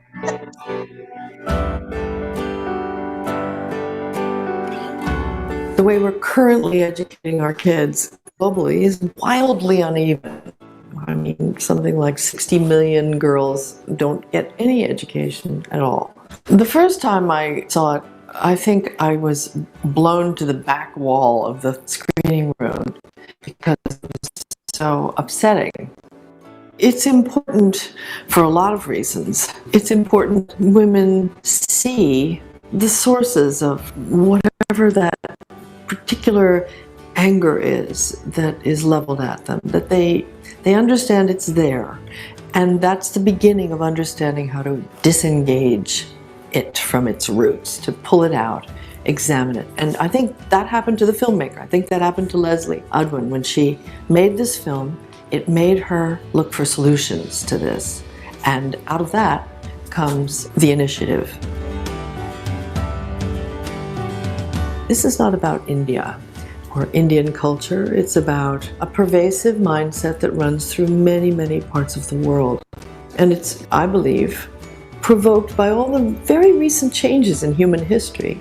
Feminism is a fairly new idea if you look at 40,000 years of how things have evolved. And of course, there's going to be deep resistance to it. Leslie's got a really interesting notion here to get right in early childhood education, to let kids know from the beginning that there's nothing to fear in the other, whether it's another gender, a kid who's from another culture or another color or another religion. We're all in this boat together, and it's a fragile ship, you know? And we really need consensus and mutual understanding to make it. If nations agree to adopt this sort of early education approach to an understanding of equality central to the learning of every child, everything else they learn will be seen in that context. Everything. If we want world peace, if we want understanding between nations, if we want people to come to a table and discuss very, very difficult questions and try to see the viewpoint across the table, you have to have empathy. This Think Equal program is fantastic, and I think everybody should support it. I encourage individual foundations, governments, and parents to support it because I think it's going to move us forward.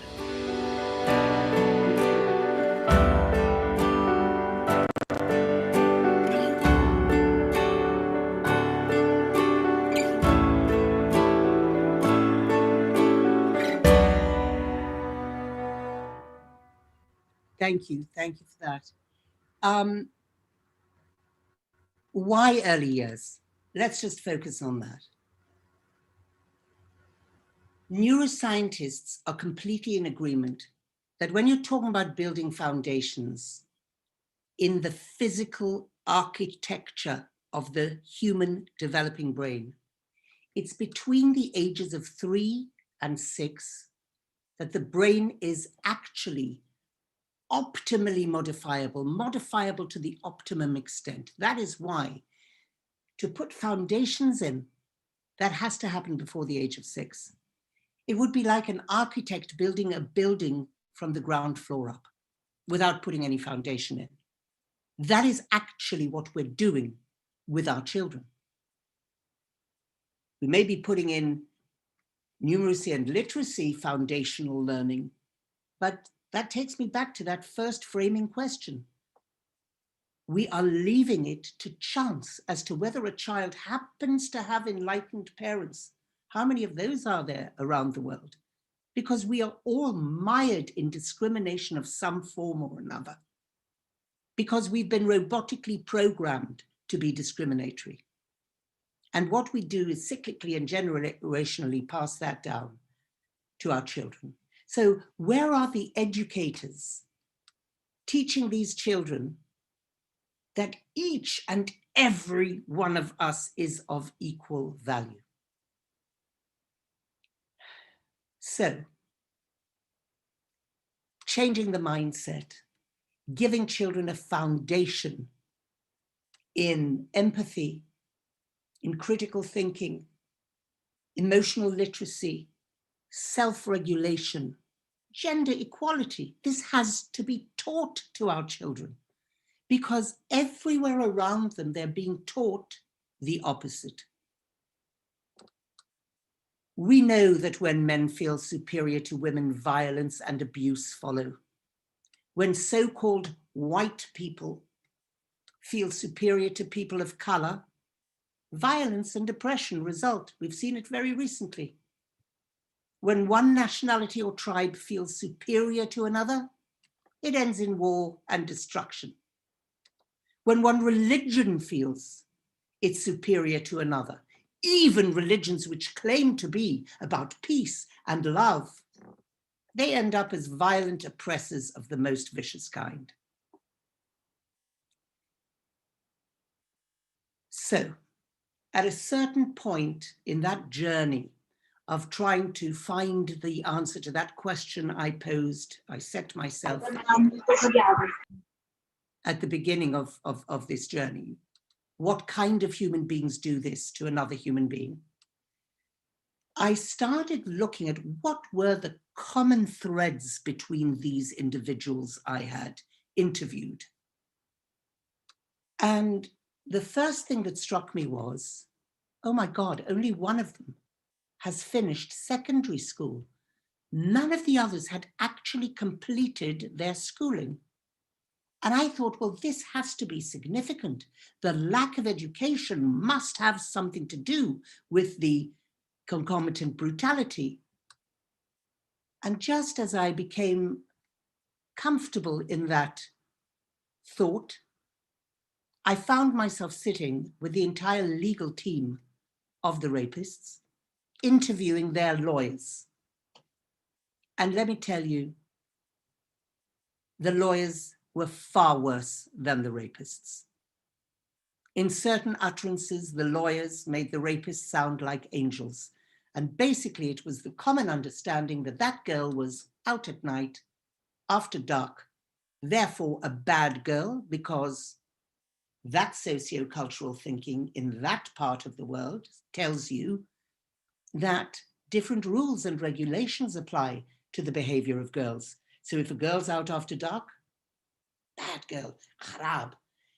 If that girl is with a boy who is not her husband, not her brother, not her grand protector, in patriarchal terms, she's a slut, they said, a slut. And they actually said, not only did she deserve what she got, imagine that, they said that. The rapist said, we had a duty to teach her a lesson. These are the boys and men who are doing this. We better listen to what they say and learn the lessons of why they are saying this.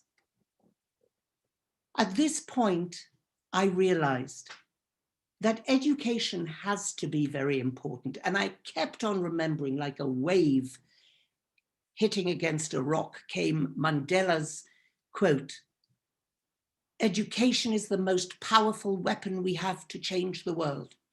And I thought, well, of course, this is right. It has to be about education, because how else do we change mindset? Without education, it's the only way.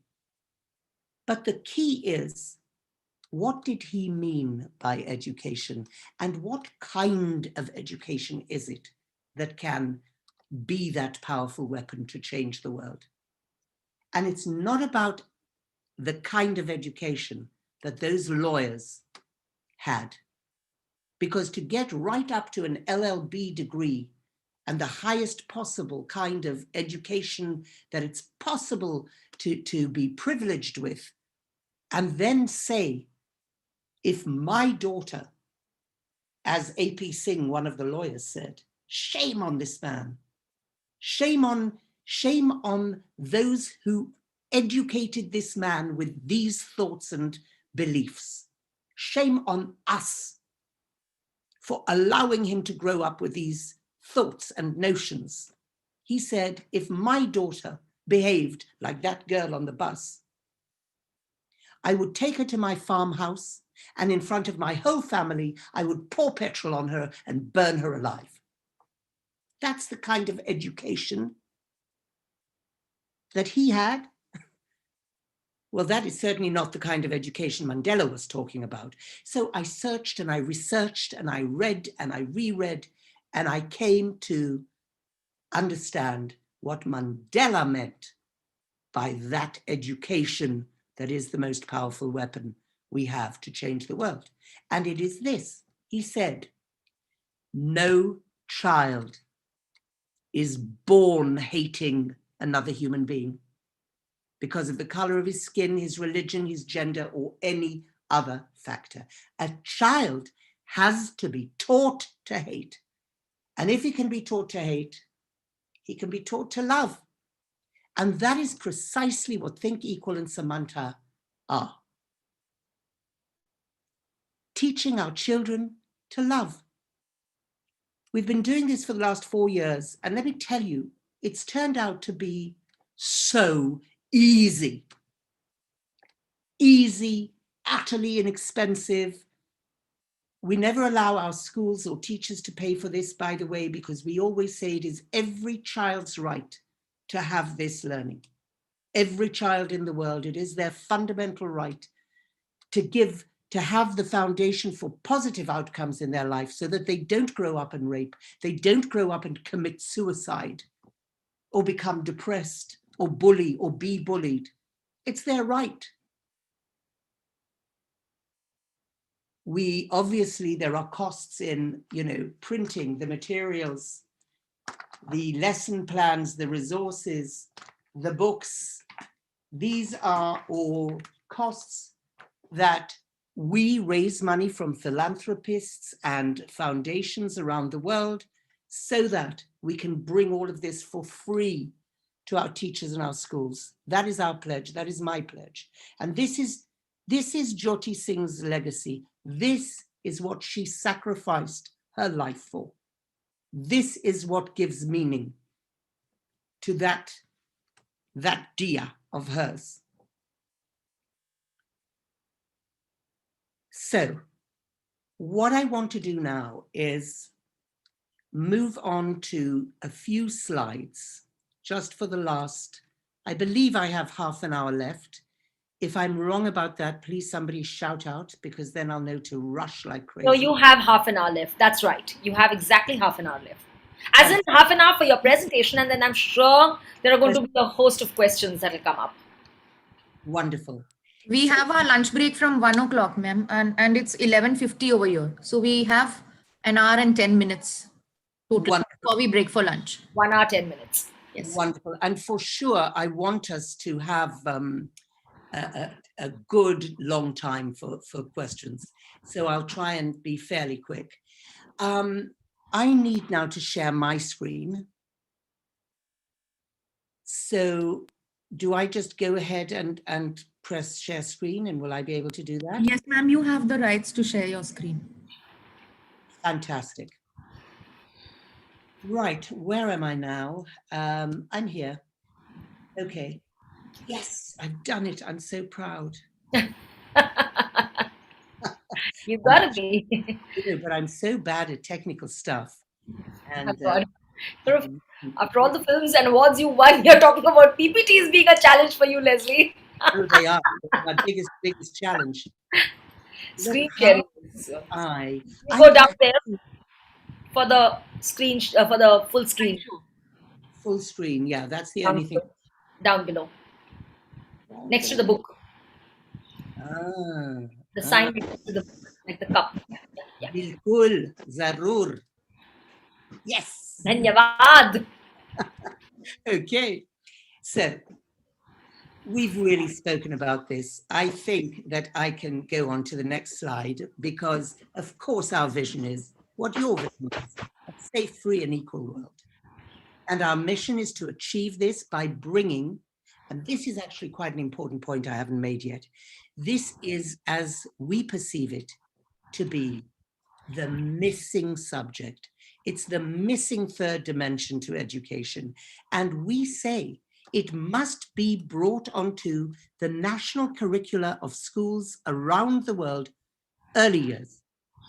Anganwadis, Balwadis, standard 1, class 1, I'm not sure what you call it actually yet at that stage when a child is 5, say, but it has to be brought on compulsorily along with those other subjects. There's a beautiful quote down here I just want to mention.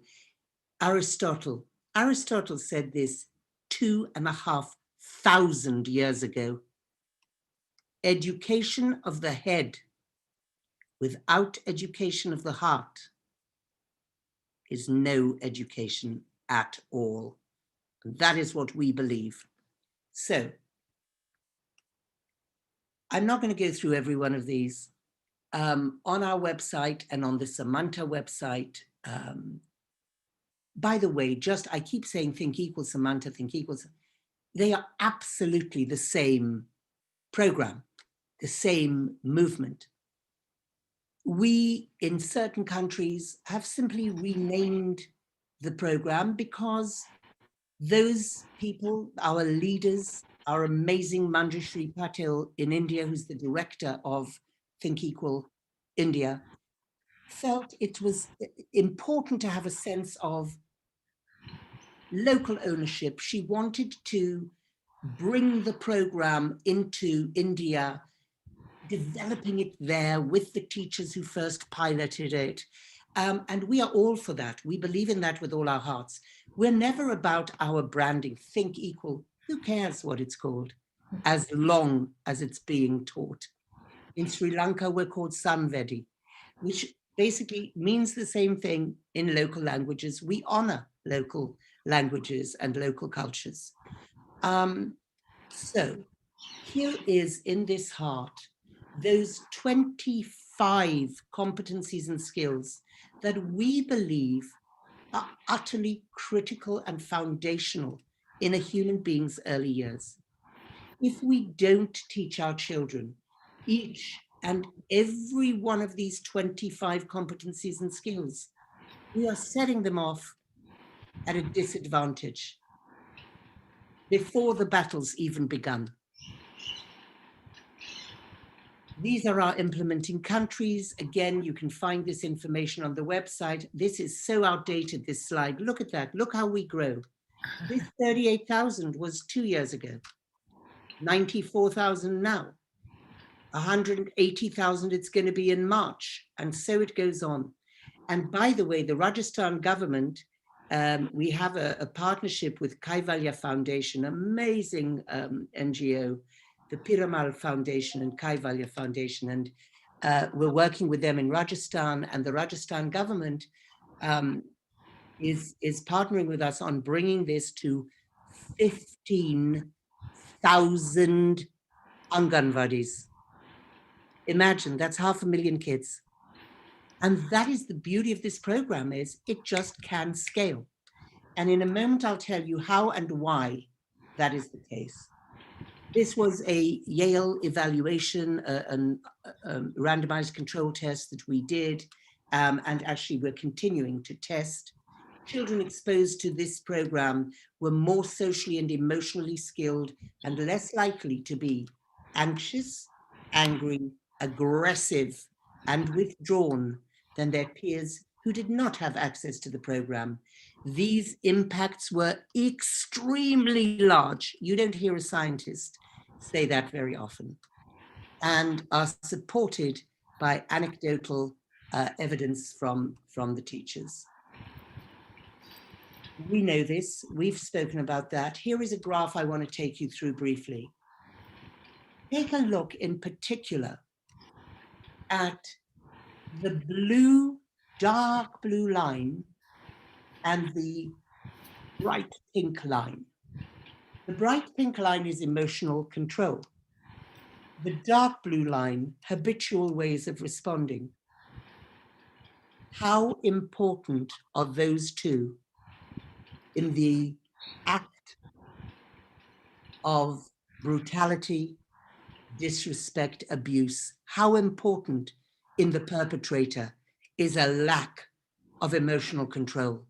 How important is this habitual way of looking at someone and thinking something, the habitual way of responding, seeing someone like this and that habit forming, and look at what happens in terms of the activity in the developing brain. Look at that bottom line, how many, the years, the age of the child, and the sensitivity of the neuro environment in the brain.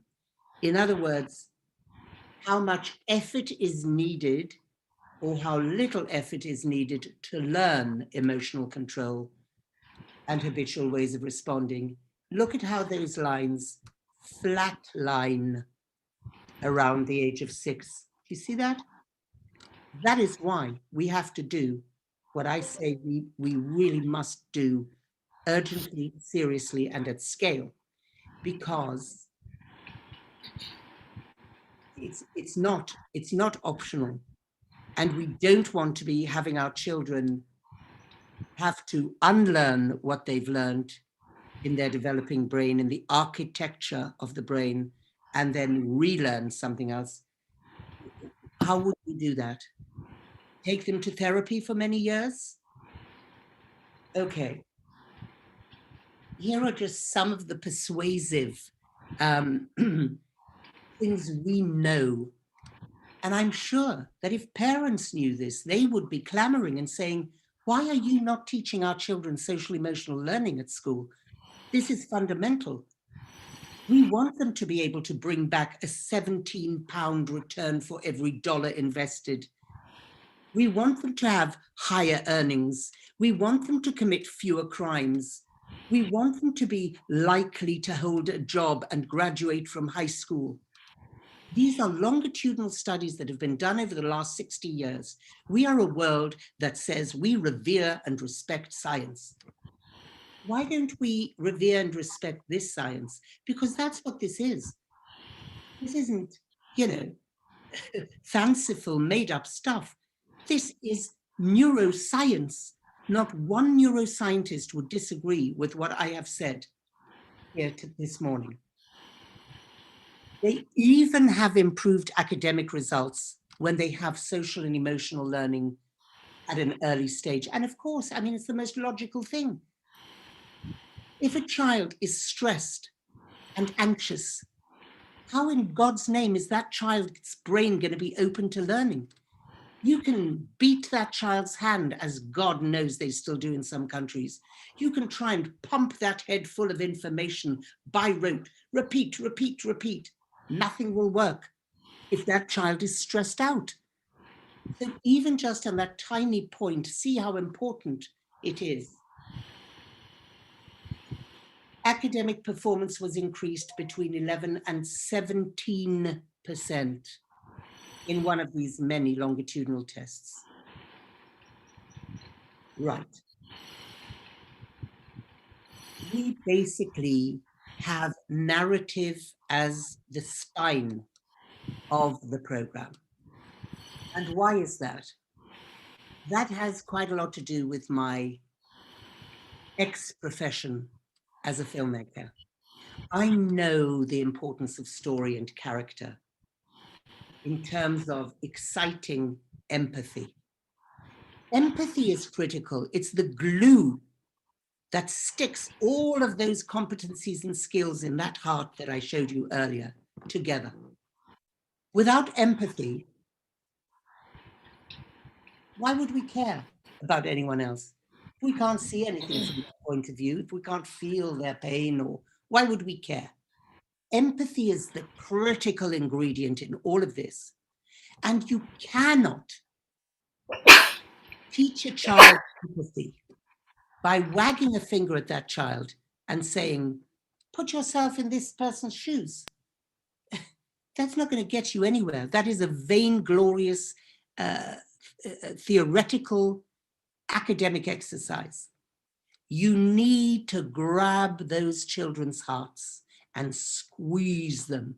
You need to show them stories, books, characters, narratives who need things or feel things or celebrate things or have pain about certain things You need to actually show them these stories and have them take the perspective of the other and feel with the other and go on that journey. And these narratives prepare our children for the basic conflicts of human life. From the very outset, from the age of 3, whether it is one child bullying another and how the bullied child feels, it prepares them in a safe environment for understanding what kind, compassionate, loving behavior is, and then having them practice that and forming those neuro pathways in the brain. This is just one of the many core tenets of Think Equal and Samantha. And I mean, you know, our training lasts a couple of days. And so we've only got less than a couple of hours we've had. I'm not going to go into any detail here, but I just want to give you the flavor, just a bit of a feel of what is this program actually? How does it do it? Okay, positive language, critical. I don't think we have time to go into this. Maybe we No, do. I will be working on this when I do my Fabulous. Leslie. Fabulous. This will be tomorrow's session. Thank you, thank you, thank you. I can go right through that. Now look, Manju, I'm sure you're going to be taking everyone through this as well. But that's a great idea.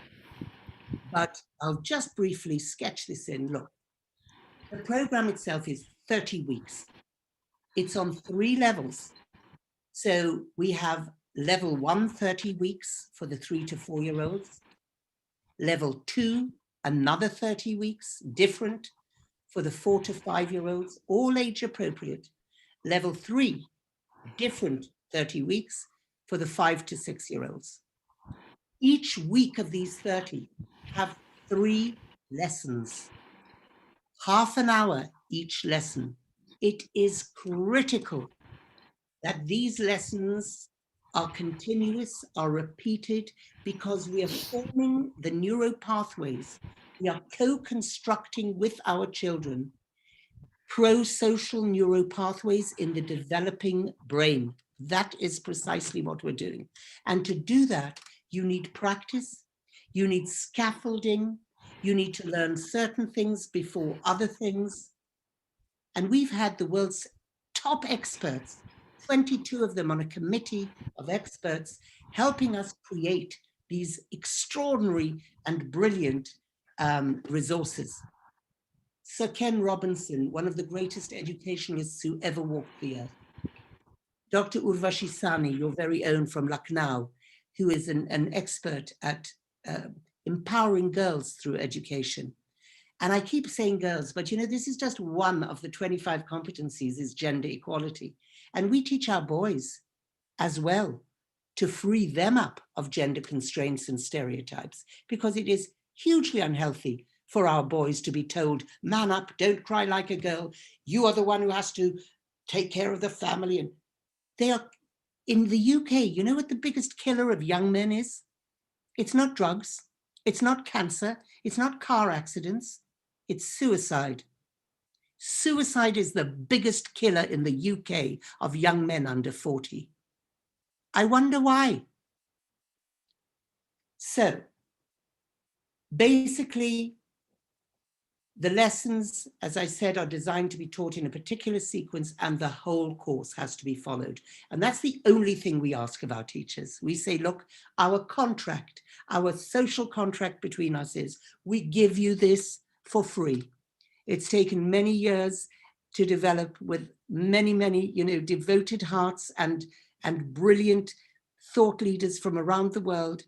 And we're giving it to you for free because we believe you and the children have a right to it. Just follow the program. Don't decide, oh, I'll leave this out. I don't need to teach them about this. Every part of it is part of the critical transformatory journey that our children must go on. So what are the materials we provide? Lesson plan booklet. There it is. This is level 1. And in here are the 90 lesson plans. Each lesson plan is approximately 1 page, 1.5 pages, not very long.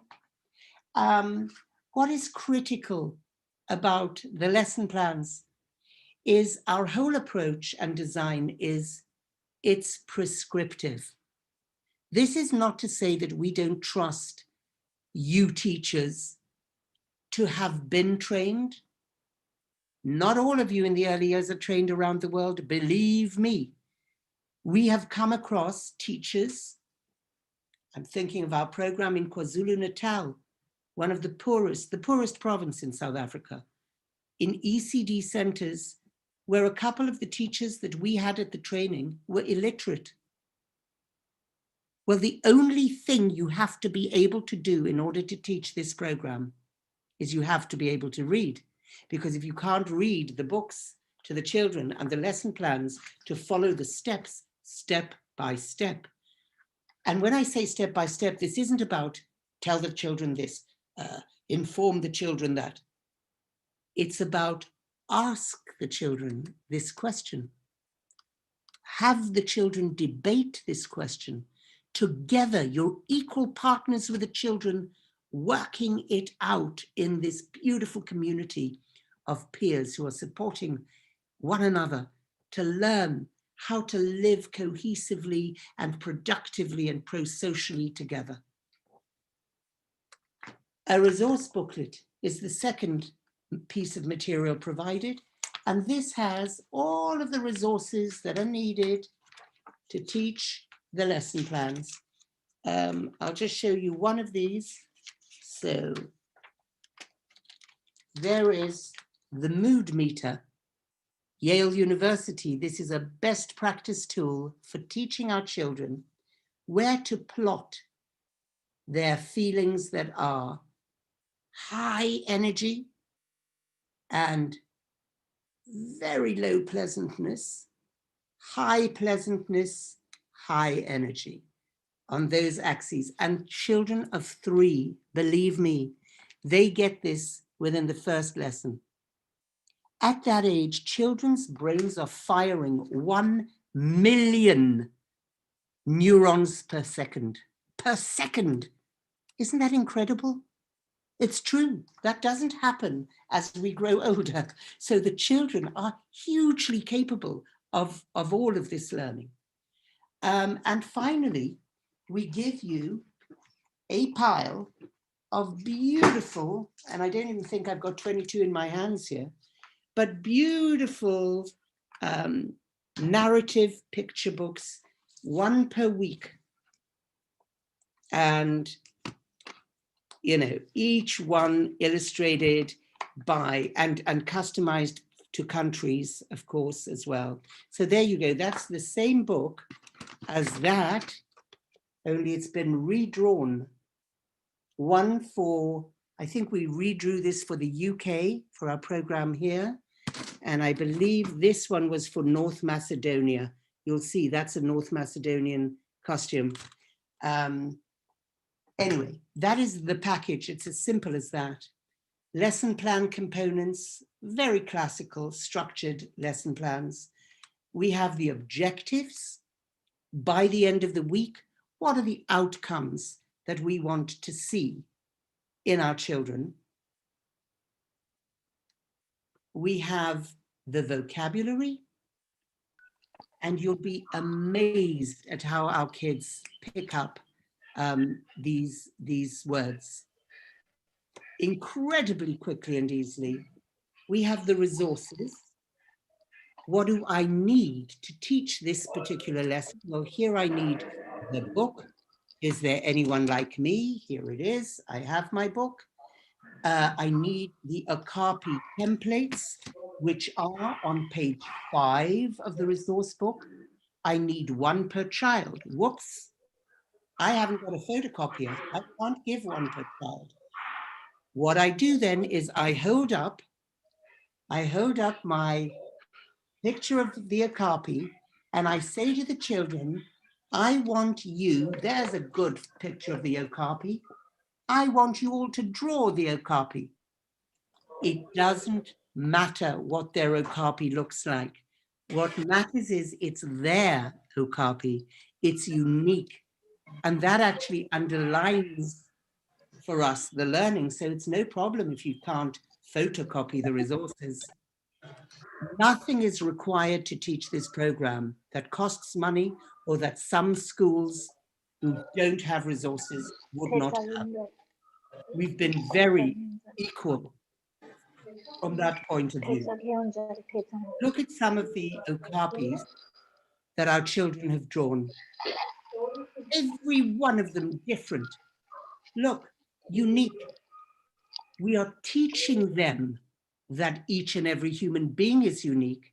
So what better way than having them create a unique okapi? Not one of them is the same. That is a learning exercise. Okay. We teach the children about their brains from the age of 3. They understand that the brain works in certain ways, that if you make a mistake, that is wonderful. It's an opportunity for learning. Because when the brain sees what the wrong path is, the brain then knows how to correct that and practice to get it right, for example. Obviously, that's very simplistic, but we do teach them. We teach them the parts of the brain.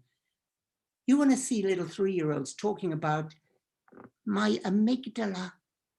They learn the parts of the brain. It's extraordinary and wonderful. We have tools like, and this is just a smattering of what we have, you know, because imagine in 90 lesson plans and, sorry, 270 lesson plans over 3 levels, 270 lesson plans, and more than 200 resources. Of course, we have a huge number of these tools and exercises. This is just to give you a taste, a flavor. Take a break, make a plan is one of our tools for self-regulation.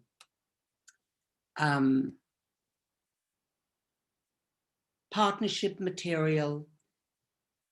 This is factual, so I'm just going to skip through this now because I really do want us to get to the questions.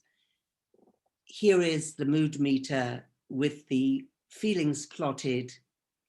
You learn very quickly from your lesson plan how to use the mood meter. Here is the kindness garden, healthy minds. This, and I'll be doing it in my session. So excellent. And this was actually co-written by the Dalai Lama, this beautiful 8 weeks worth of Think Equals programming, co-written by Professor Richard Davidson, neuroscientist, and the Dalai Lama. That's also part of it. And that's it. We've reached the end of those slides. I did have more to go through, but you know, I think I've spoken enough. I think I've given you an overview, and that it would be much more useful actually for us now to have a real discussion. Let's truly engage in this. Ask anything that you're curious about or is in any way on your mind or that has been unclear. It is, after all, well, it's now getting on for 7 o'clock in the morning. Time for me to go back to bed. I'm exhausted. I went to bed at 3 o'clock because I've got a deadline on.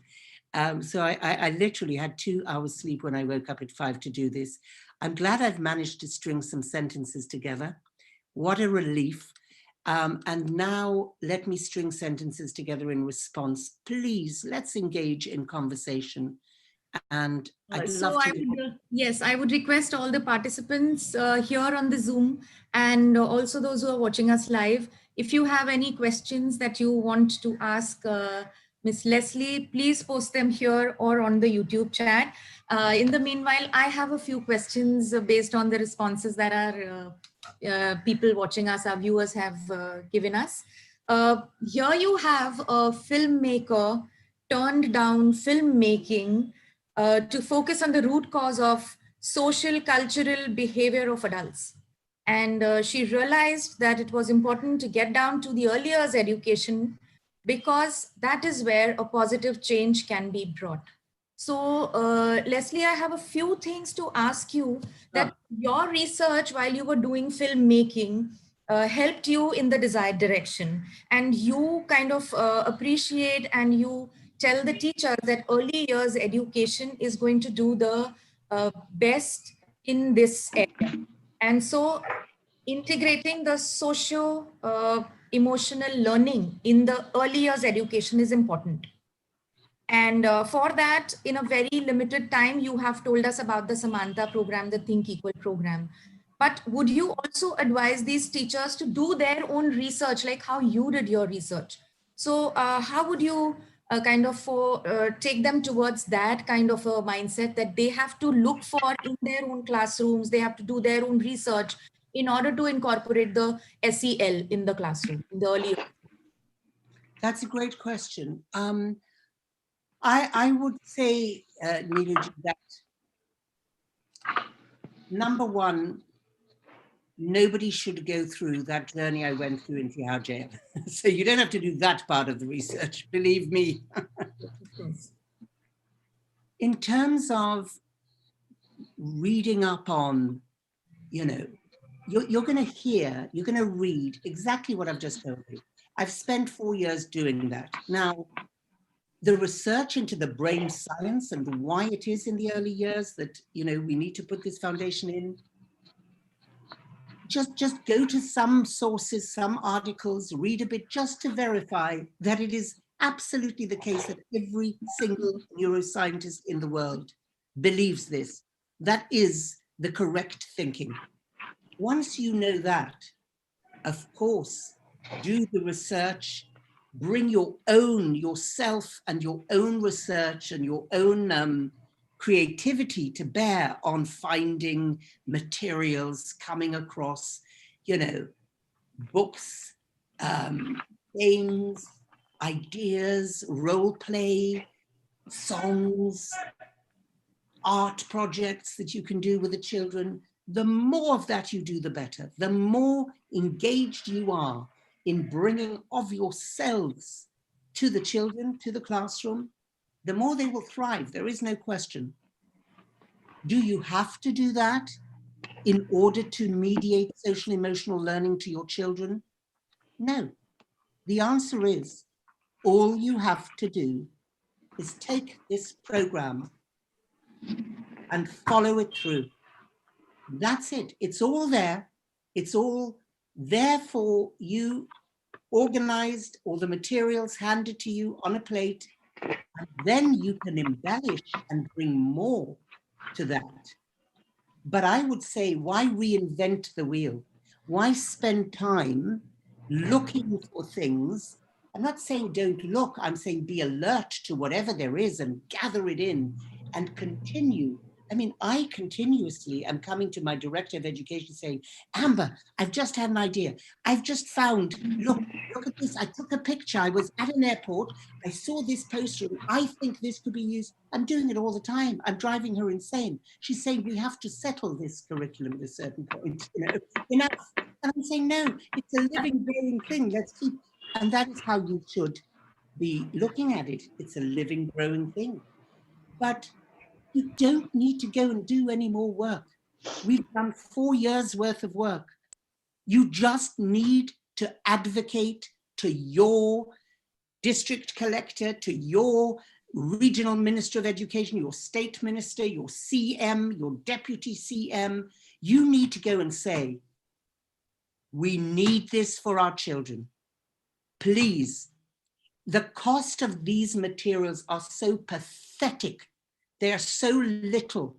It works out as $2 per child for a foundation for the rest of their lives. How dare we deny this to our children? So you need to just go out and demand this program for your schools. So I think, Ms. Zarina, your question has already been answered. She was asking how can we integrate schools for this program? And I feel you've already answered by requesting and encouraging the governments to take this program up to the school level. That's right. And Manjushri and Manavi, who's also on the call from Samantha organization. I mean, what we should perhaps do is have a sign up just start carrying a little list here of anyone who's interested in getting that program, so that we have an email ID, a school name, and then because obviously we need to raise the money, and it's only every school for everything, the training, the materials, the hand holding after that, for everything is $250 US. Now, why do I say it's $2 per child? Because all the materials last for at least 10 years. I mean, this is going to be taken out 1 week in a year, and then it's going to go back in the cupboard waiting for next year's cohort. So it's a one-off cost. It's only the cost of printing. We are not a business. We don't make a penny on this. We just need to cover our direct costs. We're a charity. So, you know, but we don't let teachers and schools pay for it. We don't think that's right, because then we start to create an inequality. Right? Sorry, Manju, go ahead, darling. And might I even add over here that where there are schools who are driven to do this, we've had a case in the first year where there's been a sign up with a large group of schools who've taken it up on themselves to do the printing and to disseminate this entire information. And if there are schools that are affording to do that, we invite them to come and do it, because it's a very, very small cost, really very small cost. And like Leslie very rightly said, 10 years, one set of all these books, I mean, I have all of them right here. All of these books, this entire set will last you for 10 years. They're so good. The printing is so good. And we've got it in Hindi. We've got it in Marathi. We have to get it in Gujarati, because we have someone who wants to do it in a bunch of schools in Gujarat. We have to start a Gujarati translation. If there's anyone on this call who wants to volunteer to help us translate, we need that. That's a question for all those who are on the platform. And we are going to soon be looking at Telugu. Yeah, we would need your email IDs also. So if the volunteers can post the email IDs, relevant email IDs on YouTube channel, and of course over here, so the people watching us and those who are interested personally also can contact you. Priyanka Sanup has written, how can I get trained myself to contribute to the community? So this is at a personal level, if this program can be taken up, and how would you address these queries? I have an answer to that. Speak to Dr. Bhagwan. Tell him the DPTC must have this as a course, and let's get it into the teacher training colleges, to the universities. This has to become part of the fabric of what we do in education. Until it becomes as understood and defined to be a part of the education system as numeracy and literacy, nothing will shift. So that's how we can do that. And also by giving, again, give your email ID, make sure that Manju and Manavi have it. The next training that we do, we can bring them on. Obviously, it's going to be on Zoom. Lovely, we're getting some email IDs coming through. Wonderful. Yeah. Mr. Sandeep from YouTube has a query. He definitely wants to connect with you on this at a personal level also. But one thing he's written, when social fabric is different, then how can educators apply a universal solution, and how can it be adopted or adapted to a particular country, especially India? So we have them in English. You said that you have them in Marathi as well. Yeah. But is the content same, Manjushri ma'am, or is it adapted as per our needs? So I shall let my guru talk. I have understood this so beautifully from her. Let her speak. She's amazing. Yes, ma'am. Please address. It is absolutely universal. You are the other me. I am the other you. There is no reason whatsoever for me to create books showing you what is specific to your culture. I mean, first, let me tell you that, look at that book, Anjali's Kite. Look at this book, My Special Hair. These are books. Yeah, I got Lara. From different cultures around the world. One of the things we are teaching our children, and it's critical, is global citizenship. They need to know that we're all the same but different. We're all unique. That respect has to be embedded in our children, and that is part of what we teach. I remember in the early days when I was working with the Human Rights Office, and I went into, I had been working with their office at headquarters in New York, advising them on this program. And then they sent me to the head of curriculum in their office in Geneva. And I sat down with the head of curriculum and she said, but these aren't culturally adapted to each country. I said, you show me something that you believe is a good resource that's been culturally adapted. And she pulls out a book that they had spent a long, long time creating, and it was for India. And guess what? Every page was full of women doing housework, women being pretty. Culture is the problem, my friends. Socio-cultural thinking that tells us that in our culture, girls don't do that. Sorry, that is what's destroying us. That is why those rapists of Nirbhaya were taught to do what they did by us. So we have to be really careful about saying we're going to adapt this to the African context. We're going to adapt this to, you know what, in my country, girls wear pink and boys wear blue. That's what we have to smash, all those stereotypes. So we have to be very careful. The human heart, the human condition is universal.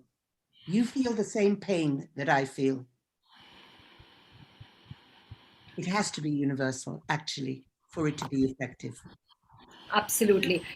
May I also add here that when this question has come up and it's been asked to me in the last 3.5 years that I've been associated with the program, I've always said, tell me what can be culturally right for India, because is there one India?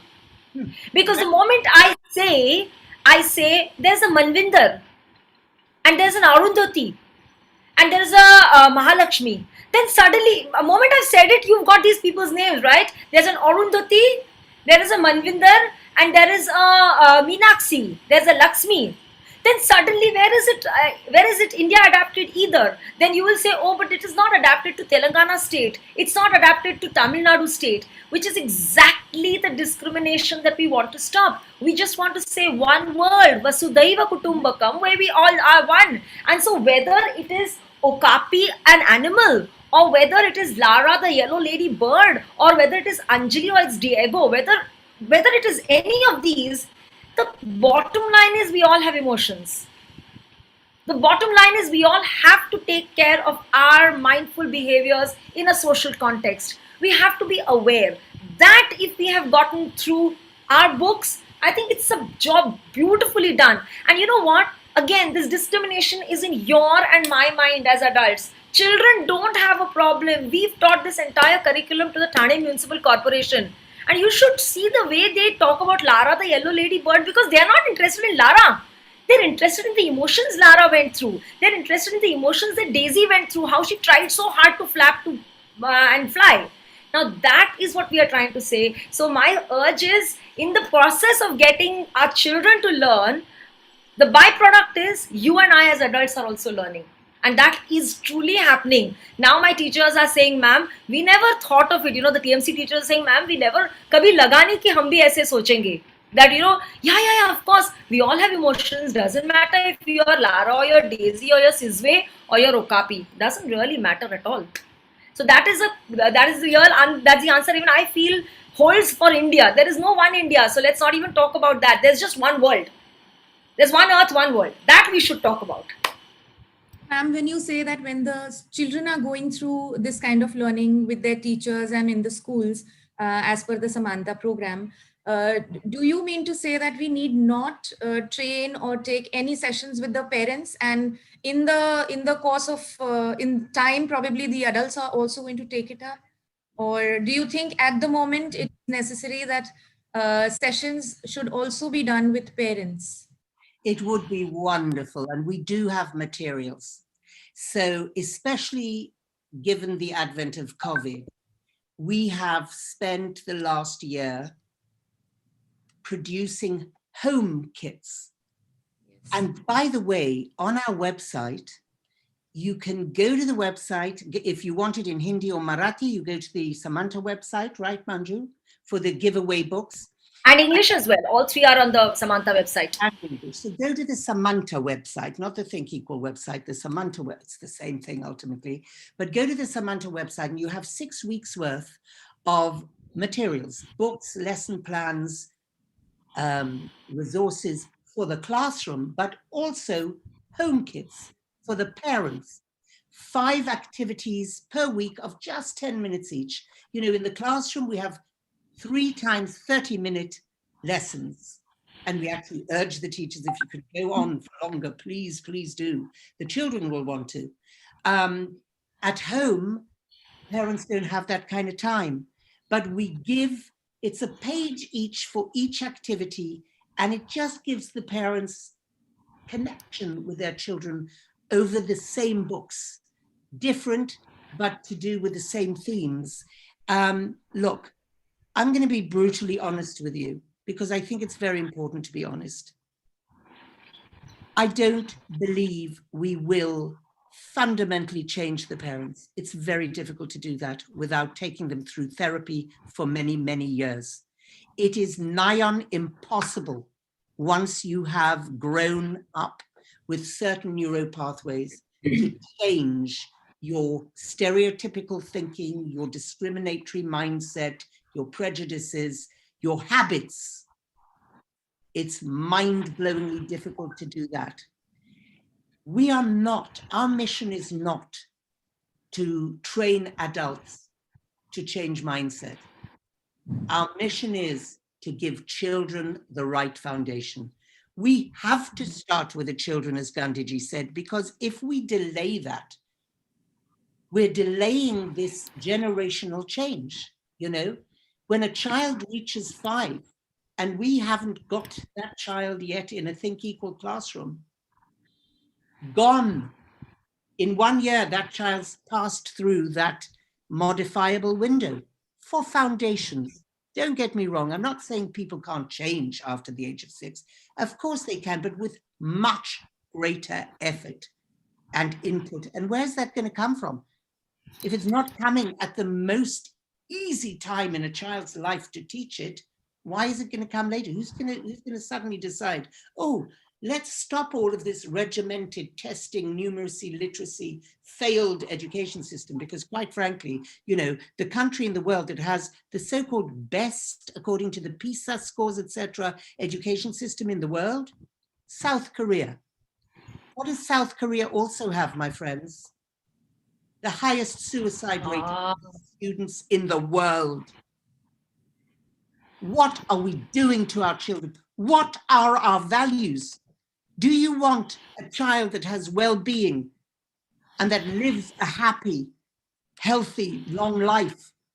Or do you want a child who aces it and tops their batch and commits suicide at the age of 16 because of the pressure and the deep unhappiness and anxiety? Where are our values? Have we lost our minds?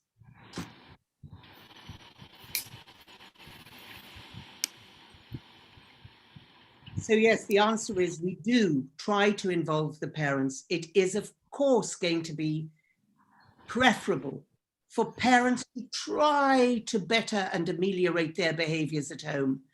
But am I naive enough to think that just because their child is learning Think Equal and they're now doing 5 exercises a week, if they bother to do it, because many parents will say, it's the teacher's job. I haven't got time for this. I'm busy making a living, which is, after all, the purpose of existence. Absolute rubbish.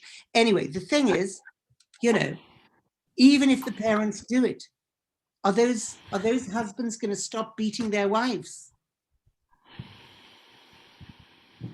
What's it going to take to make them do that? Let's just make sure that their children don't grow up and do that, because that we have control over. That's my brutally honest, and I'm sorry if there's tinges of pessimism in there. Believe me, I'm the most optimistic person on the planet. There's nothing pessimistic in me, but I'm realistic. I don't want to bash my head against brick walls trying to change. You know, parents by definition are above the age of 6. That's it. Absolutely.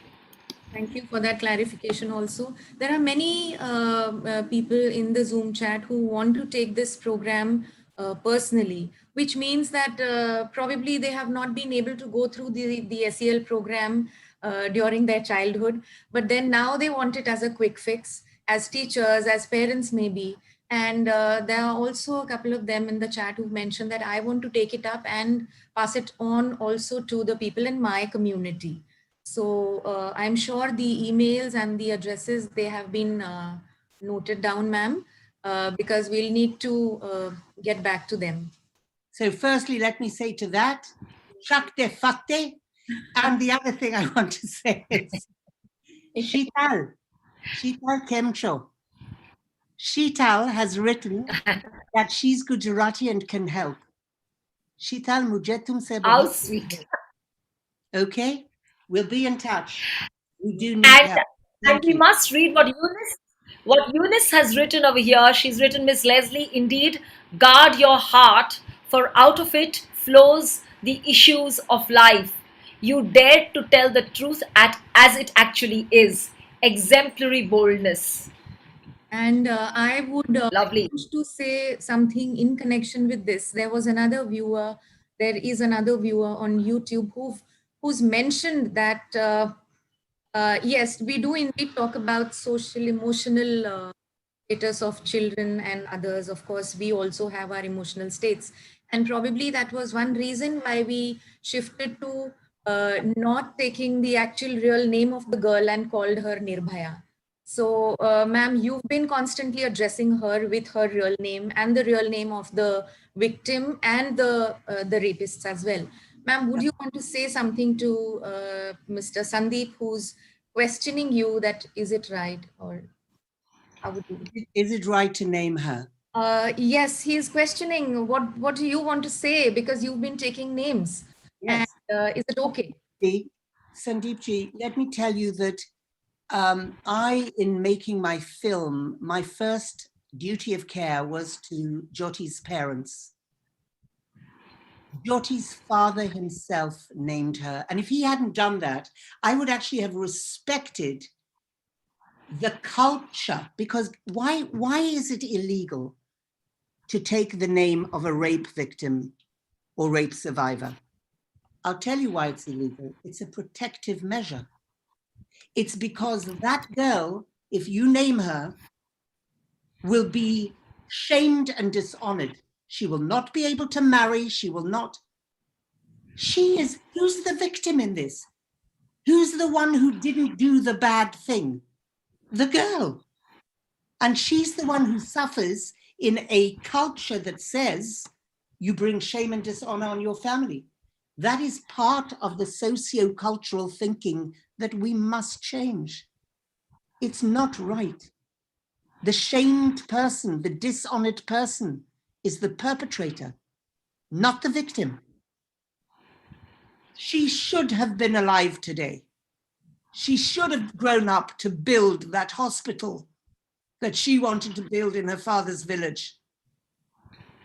She's the wronged one. She, Jyoti Singh, is the wronged one. And her father named her about 5 years ago, right at the beginning. He said, I'm not ashamed of my daughter.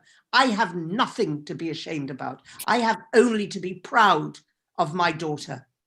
And we should all be proud of her and her legacy, which has actually led to this. If nothing else happens after today, 94,000 children in this world have had a foundation to grow up and not be raped or killed or bullied, and not themselves be depressed, have mental health issues, commit suicide, etc., etc. That is a name to be proud of, Jyoti Singh. I hope I've explained why I take her name. as her father took her name. Badri, her father, 5 years ago, named her. Yes, ma'am. Mr. Sandeep, I hope you've got your answer and you appreciate what ma'am has said. Everybody has a unique identity and nobody is ashamed of the identity that they have. And the same thing went. And Nilu, I want to also say that Mr. Sandeep has written that I think Leslie has given us hope to uproot this evil. I Yes. think that is something Please beautiful. He's appreciate writing some very nice stuff on the thing where he's very Thank you, involved. Sandeep ji. Very, very And I involved. didn't think, and Sandeep ji, I didn't think for a second that you were being hypercritical in that question. You're right to ask it. It is actually, if you as an Indian citizen named her the way I just have, that's an illegal act. According to the laws of your country, it's illegal to name her. And actually, by the way, let me tell you that in the Indian version of my film, I cut a separate version because I couldn't name her in the film. You see, because it was illegal. And the one thing I wouldn't do is flout the laws within India with the Indian version of the film. As it turned out, it was a waste of time because the film was banned and is still banned. Isn't that sad?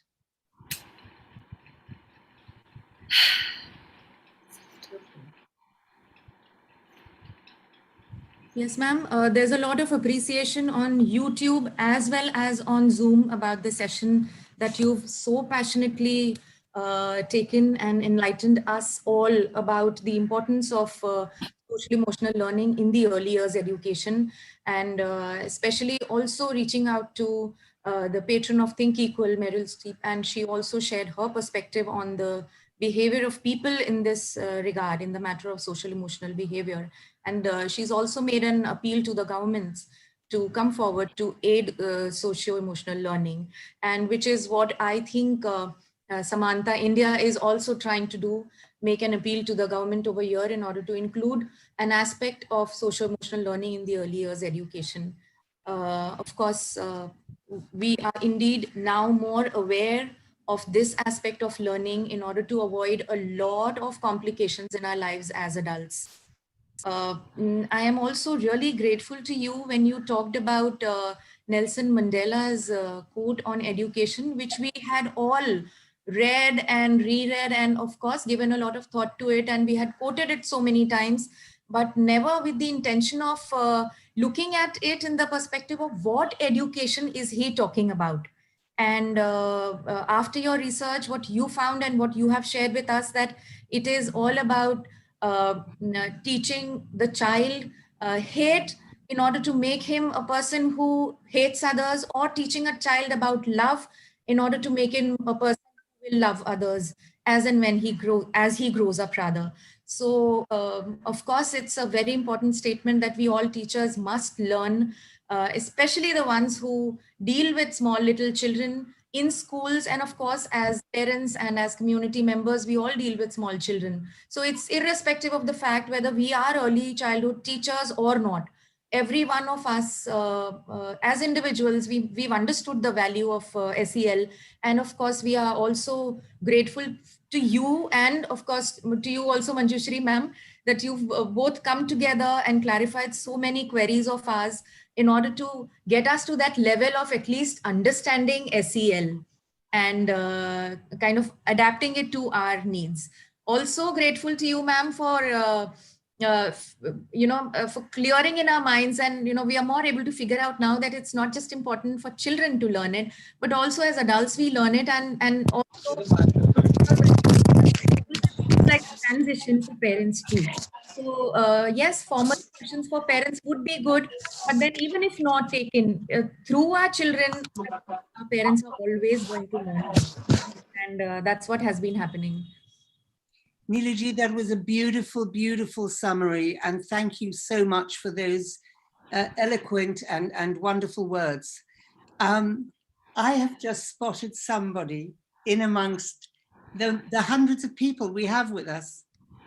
Sandra from Botswana, you're with us, right? Please unmute and say hello, Sandra. Sandra, am I right that that's you? I see here Sandra from Botswana, who's one of our teachers from Botswana, who started this program in 2017, January. And she's going to be joined in. And Sandra, she's going to be a speaker. how fantastic! How wonderful! On one day, I think. Sandra, I love you so much. She's one of our best, most wonderful teachers, Sandra. I miss you terribly. You see, we're one big family. Sandra's in Botswana. I'm here in London. You're in India. This is the universality that we spoke of, Manju and I. I'm going to leave you in the amazing hands of Manju's an extraordinary human being. Do you know that she has volunteered?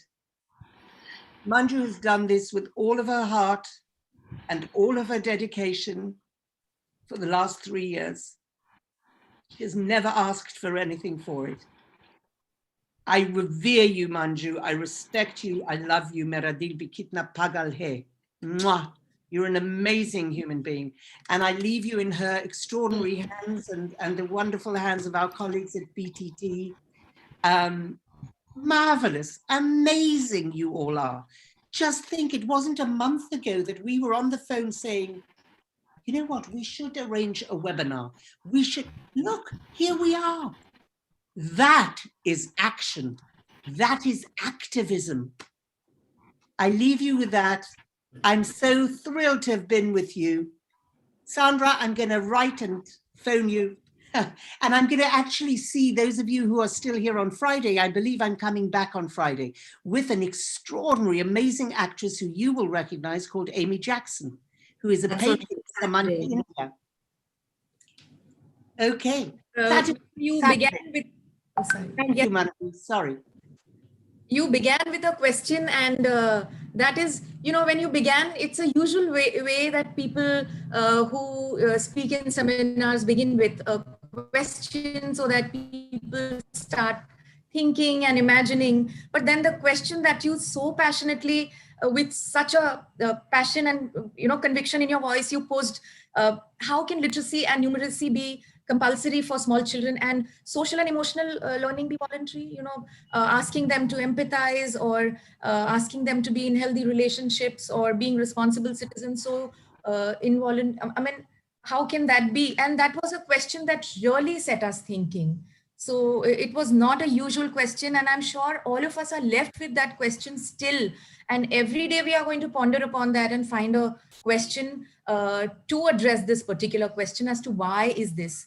And also another fact that you so clearly mentioned in front of us, that I am not going to make any other film, though filmmaking probably seems to be such a passion with you and you've spent so many years doing that. And now you say that, no, I'm not going to do that because I'm not just into the field of making people aware. How long are you going to take to make people aware of something? Rather, getting on the ground and, doing certain action in order to achieve what you want to in that direction is important. So as teachers, we are left with this learning that it's not just necessary for us to question our students or to talk to them like a discourse in the classroom, but it's very important to impact them on these grounds that, yes, if there's a question, go and seek the answer. So that's what I also meant when I said you did your research. Would you also leave the teachers with something that, okay, you do your own research in your field and, you try and be a little more close to your students at that empathetic level and at that social emotion. With all your personal experiences, ma'am, you made us realize that it's important to question and to go with the conviction and to venture into those untrodden territories, which may not seem to be so comfortable initially, but then, yes, they are just the right way to lead us to that direction of being a good and effective and an efficient teacher. So when we plan to be teachers, when we are doing our teacher training, when we are teaching in schools, at whatever level, I feel this session has really affected all of us in a very, very positive way. And it is going to lead us to get all the answers to all our questions. Thank you so much for this session, ma'am. Thank you. Thank you all for joining. And please walk this path with us. Let's get this done. Thank you. There, Sandra is there. Hi, Sandra. Sandra. Hi, everyone. Hi, darling. Leslie. Hi, Sandra. Mwah. So good to see you. Good to see you It's been too. a long time. You're well and safe. Everyone's Yes, I safe and healthy. Yes, I am. And you? Good, good. Yes, still working away, Sandra. Still reaching children. So good that you've joined us. Bless you. Love you. Thank you, darling, so much. We'll be in touch. Thank you. Lovely. Thank you. Thank you so much, everybody. There is a feedback link on the Zoom chat for you all to post your feedback about this session. And of course, there's this 1 hour break that you have got. And so we meet again after 1 hour after our lunch break at 2 p.m. I guess they can even do their feedback at the end of the second session, right? Because that has both. So the feedback form has feedback for both sessions that you're going to be witnessing today. So one was a fairly robust session that we just had with Leslie, and now we're going to have two environmentalists who are going to join us as they are going to delve into a beautiful book called I Love My Planet, and they're going to then give you their take on why this is so important. So we meet you at 2 o'clock, everybody. Yeah, I was looking for that. It was there you are. That's the book. I Love My Planet. So we'll see you at 2 o'clock. Don't go away. मिलते हैं break के बाद. कहीं जाइएगा मत. वापस जरूर आइएगा. Do come back. Vapis. So I'm going to class in 30 minutes for a lesson, and this is the book I'm using today for my lesson. Oh! 30 minutes, yes. Wow! Wonderful. Wonderful. So this is our first lesson for the year. And it's in the third year. Yes. It's our third year. Third year of that book. Look, it's still in pristine condition. You see?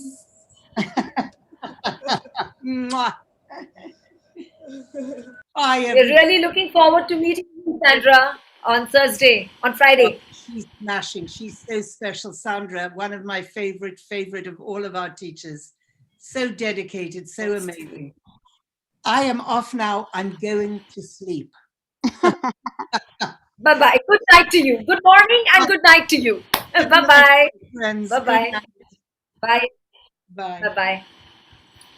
So we'll catch up at 2 o'clock, everybody. Yes. Thank you so much.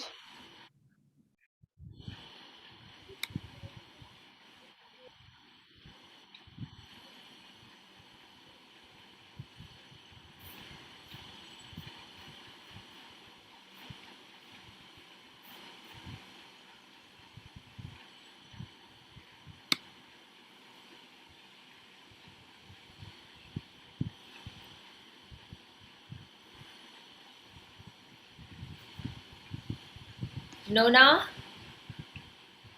I think you should also go and take a snooze. You should just go and sleep for some time. I'm good for now. No, because otherwise if you stretch too long, go to sleep for some time, come back at 2 because I'm there now. The next session I'm very much around. So Sure. really I'll log in. I'll log in another 40 minutes. Yes. Go back to take a nap because you've been up very early and it's been a long morning. Sure. I'll join back. Thank you. Bye-bye. See you. Bye. Take care. See you soon. Bye. See you soon.